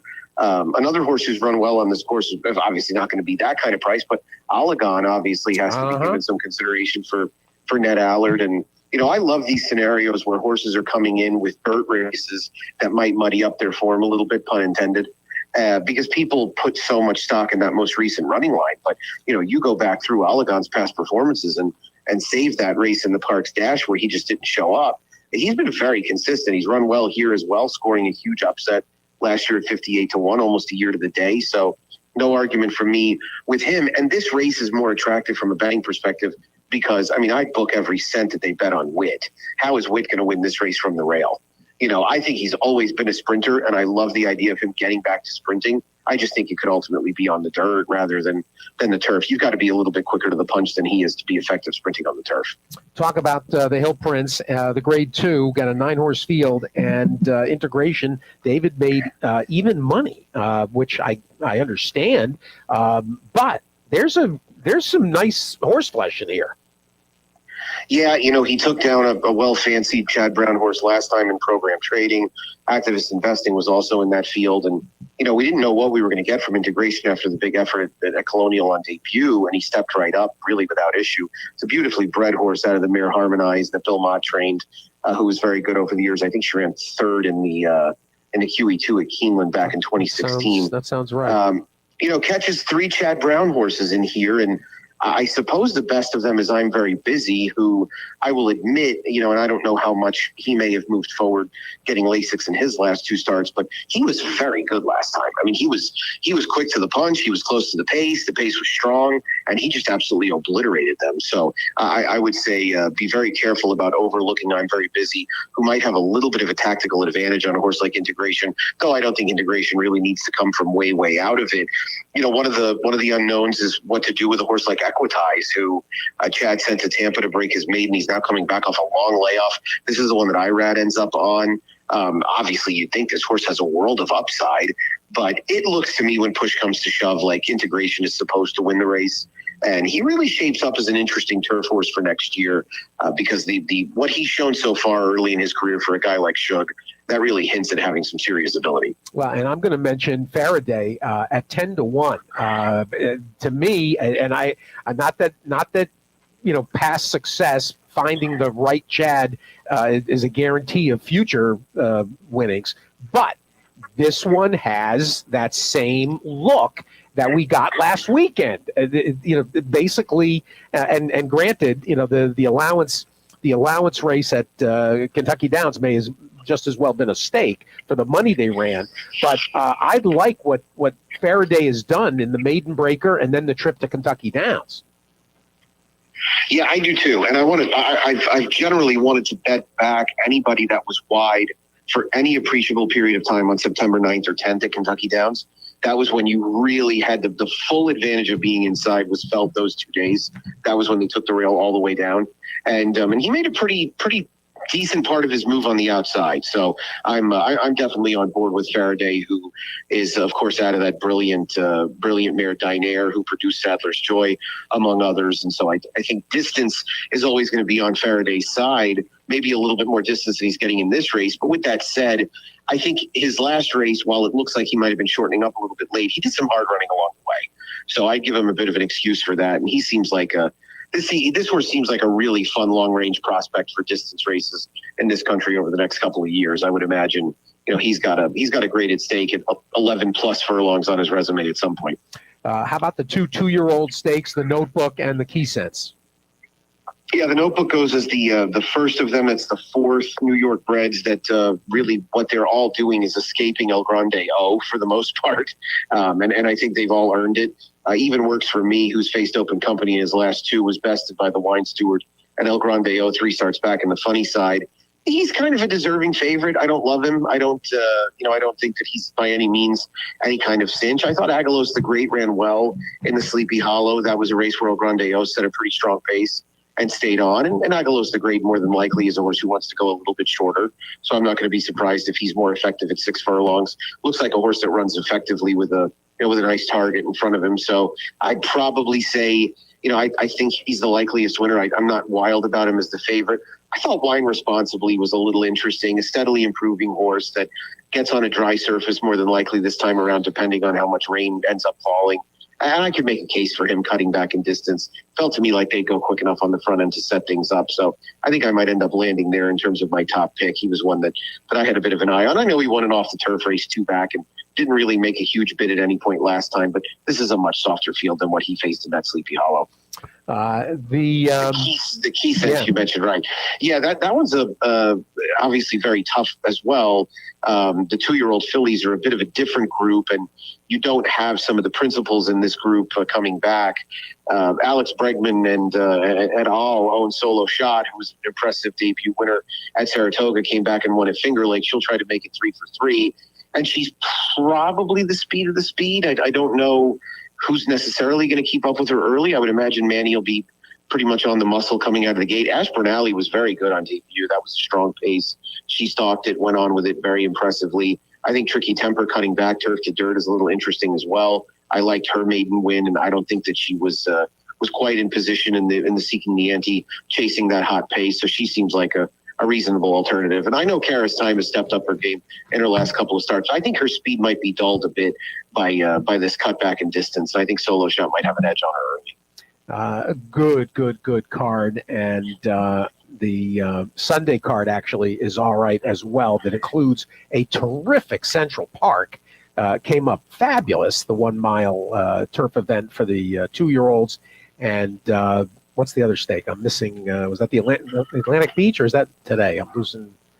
I can't keep Atlantic track. Beach. No. I forget the name of the race. The Forever Together. The Forever Together. Forever Together, right? And of course, George Strawbridge is represented in there by Regal Realm, for race named for his terrific race mare. So it should be. My understanding is that's it for turf racing on Sunday. Yep. And we'll end up having a few good ones in that Forever Together. Chad's got Faith in Humanity coming back, looking to redeem herself off a poor comeback race. And if it's a different situation, maybe one where she can get the lead, I think her chances could really improve for sure. Well, the enigmatic Malavath, who I loved in the Breeders' Cup Mile last year for a fortune, and she ran huge, beating the length and change to be 5th. She just has not done anything. She's been in the Clement barn, and they've struggled with her. So hopefully she can pull it together for her 4-year-old season. Nick, Thanksgiving wishes. What's the Thanksgiving plan? Yeah, ready to cook the bird, and a few others may have to sprinkle in an Italian delicacy or two for everybody this time around. But looking forward to it. It'll be a good way to catch up with everyone and give thanks. And of course, thankful for you and everybody racing related that allows all of us to have fun with what our passion is. Well, we will also talk in 2 weeks when I talk to you, and we will get the Sam Houston news in. They announced the stake schedule and the season upcoming, so we'll get to that. And thank you for everything. But thank you for that pecan pie push. We ordered a pecan pie from Good Company in Houston. So very strong. I'm looking forward to your report back, and I will have to share with you offline the story of Good Company and how Jim Good got his empire started here in Houston. But you're going to be, I think you're going to enjoy it. I love it. I appreciate it. Tina, though, we will have to get Tina's reaction to that pie because I'm not a pecan guy. Well, she's the talent in the operation anyway. So. Exactly. That's exactly right. Nick, have a great weekend. Good luck today, and I will talk to you in 2 weeks. Thanks, my friend. Good luck. Nick Tamaro, everybody. There it is. Thanks to Brian Dorenzo for getting the stream up. We'll probably be back on the website with the stream on Monday. Archive podcast, everything else will be out pretty darn soon, but you can also almost immediately listen to the stream if you missed anything at the 2 links I put up for Brian's Facebook and YouTube. Casey has got a leg infection that he's been dealing with, so hopefully he's back before Thanksgiving, but if not, I'll keep you advised. Thanks to Frank McGoey. Good luck to everybody down at Safe, Successful Meet. Thanks, of course, also to Kevin Kilroy, Kevin Kirstein, Mike Dinney. Tampa kicks off next week. Scully, Hammer, and Nick. Thanks, everybody. Good luck. I'll have plenty of action tomorrow, both, I think, Churchill and Aqueduct. The racing's just too good. Talk to you Monday. All right? That's it. Twin Spires weekend preview at the races. Good luck.